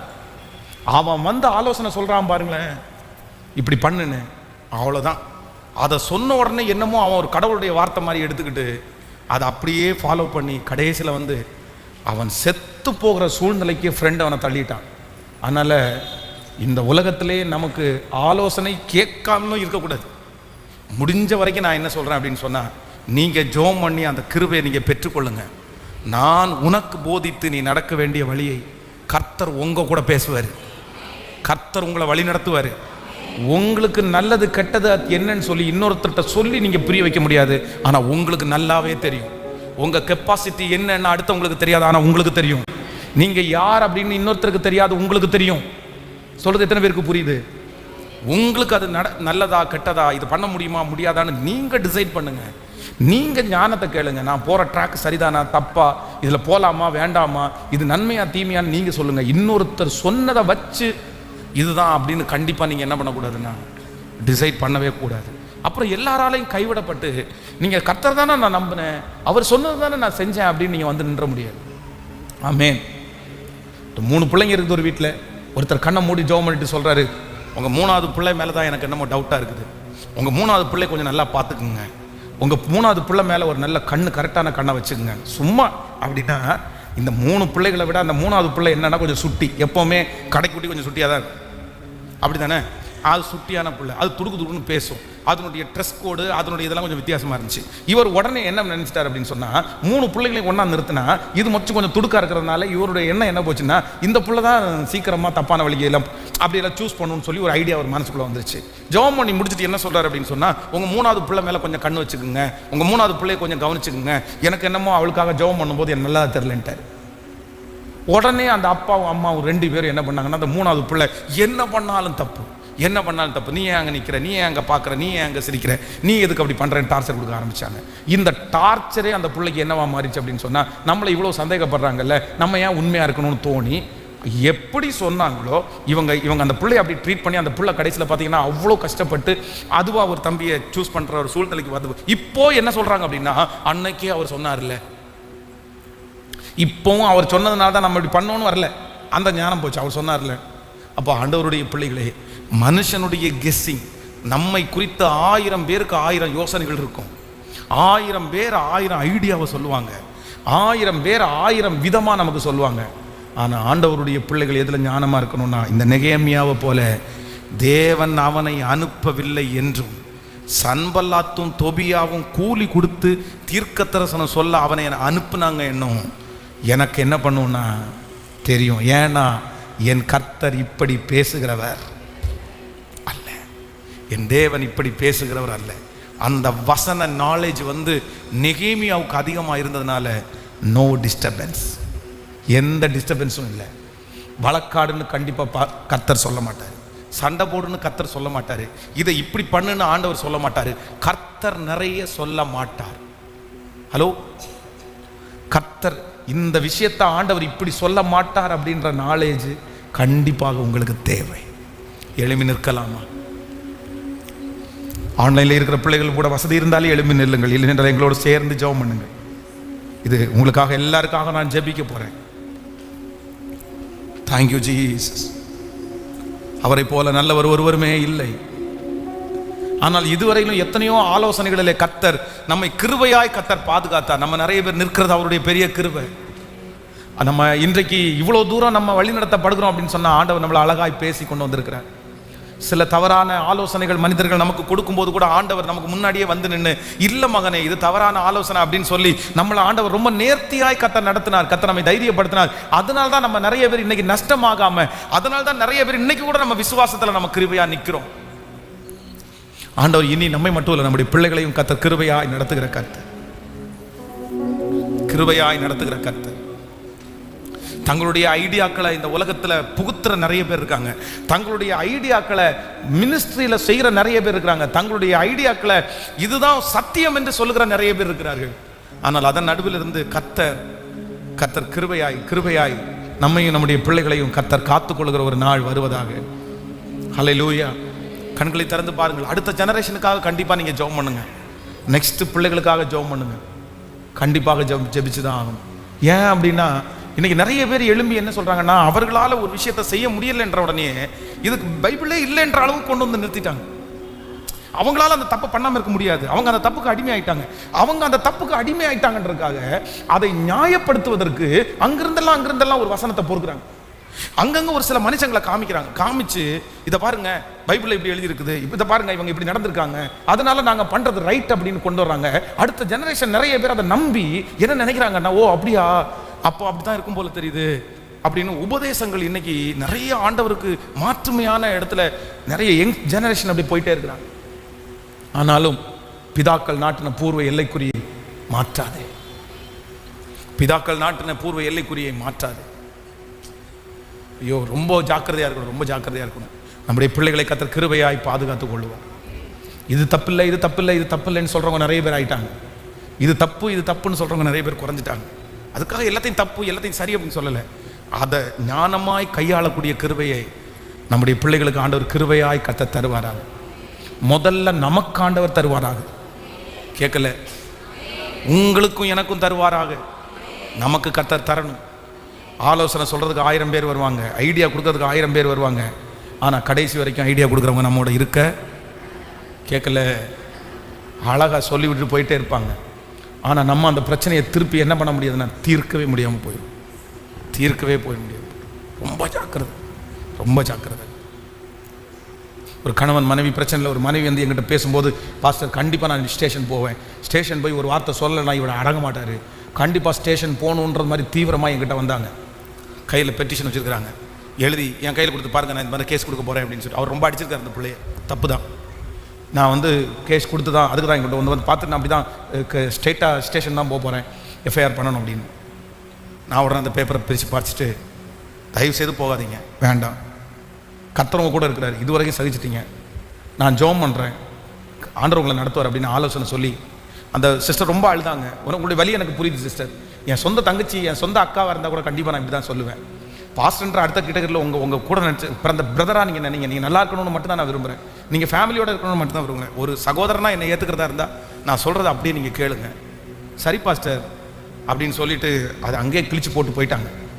6 மாதம் தாண்டி கணவன் மனைவி 2 பேரும் ஒன்றா இங்கே வந்தாங்க. கொஞ்ச நேரம் தாண்டினதுக்கு பிற்பாடு அவர் கணவன் பேசிட்டு இருக்கும்போது, பாஸ்டர் இவங்க என்ன போலீஸ் ஸ்டேஷன்லாம் ஏற்றலான்னு பிளான் பண்ணியிருக்காங்க போல, அப்படி மட்டும் இவங்க போலீஸ் ஸ்டேஷனில் மட்டும் என்னை கொண்டு போய் நிறுத்தியிருந்தாங்கன்னா சாகிற வரைக்கும் இவளை திரும்பி கூட நான் பார்த்துருக்க மாட்டேன். எனக்கு இந்த போலீஸ் ஸ்டேஷன்லாம் நிற்கிறதுக்கு எங்கள் வம்சத்துக்கே வந்து பழக்கம் கிடையாது. பட் இவ கொண்டு போய் அப்படி மட்டும் நிறுத்தியிருந்தான்னா இன்னைக்கு வந்து இவன் என் கூட இருந்திருக்க மாட்டான்னு ஒரு வார்த்தையை சொன்னார். அப்போ தான் அவங்களுக்கே தெரிஞ்சிருச்சு, ஐயோ நம்ம அன்னைக்கு போய் நின்றுருந்தோன்னா. அதனால் உலகத்தில் ஐடியா நிறைய பேர் சொல்லுவாங்க, ஆலோசனை நிறைய பேர் சொல்லுவாங்க. ஐயோ ரொம்ப கவனம், அவங்களுக்கு வேணால் செட் ஆகலாம், அவங்க குடும்பத்தில் சண்டை வந்தால் போலீஸ் ஸ்டேஷனுக்கு போகிறதுக்கு வழக்கமாக இருக்கலாம், இவங்களும் போய் நிற்பாங்க. கேட்கல, சிலருக்கு அது என்னவா இருக்கும், ஆமாம் போலீஸ் ஸ்டேஷனில் போகிறது சிலருக்கெல்லாம் வந்து பார்த்தீங்கன்னா மிச்சர் சாப்பிட்றது மாதிரி இருக்கும். உண்மையிலே சொல்கிறதா, அவங்க அடிக்கடி போயிட்டு வருவாங்க, அவங்களுக்கு அது போலீஸ்காரர் கூப்பிட்டு மிரட்டுறது, திருப்பி இவங்க வர்றது, திருப்பி மிரட்டுறதெல்லாம் பழக்கமாக இருக்கும். ஆனால் சில குடும்பங்களுக்கு அது பழக்கம் சொல்லுங்கள், சிலங்க ரொம்ப ரொம்ப மரியாதை எதிர்பார்ப்பாங்க, ரொம்ப இதுவாக இருக்குன்னு நினைப்பாங்க, அது ஒரு பெரிய காயமாக மாறிடும். அதனால் அவங்களுக்கு அது சரின்றதுக்காக நம்ம அதுக்கு சரின்னு சொல்ல முடியாது.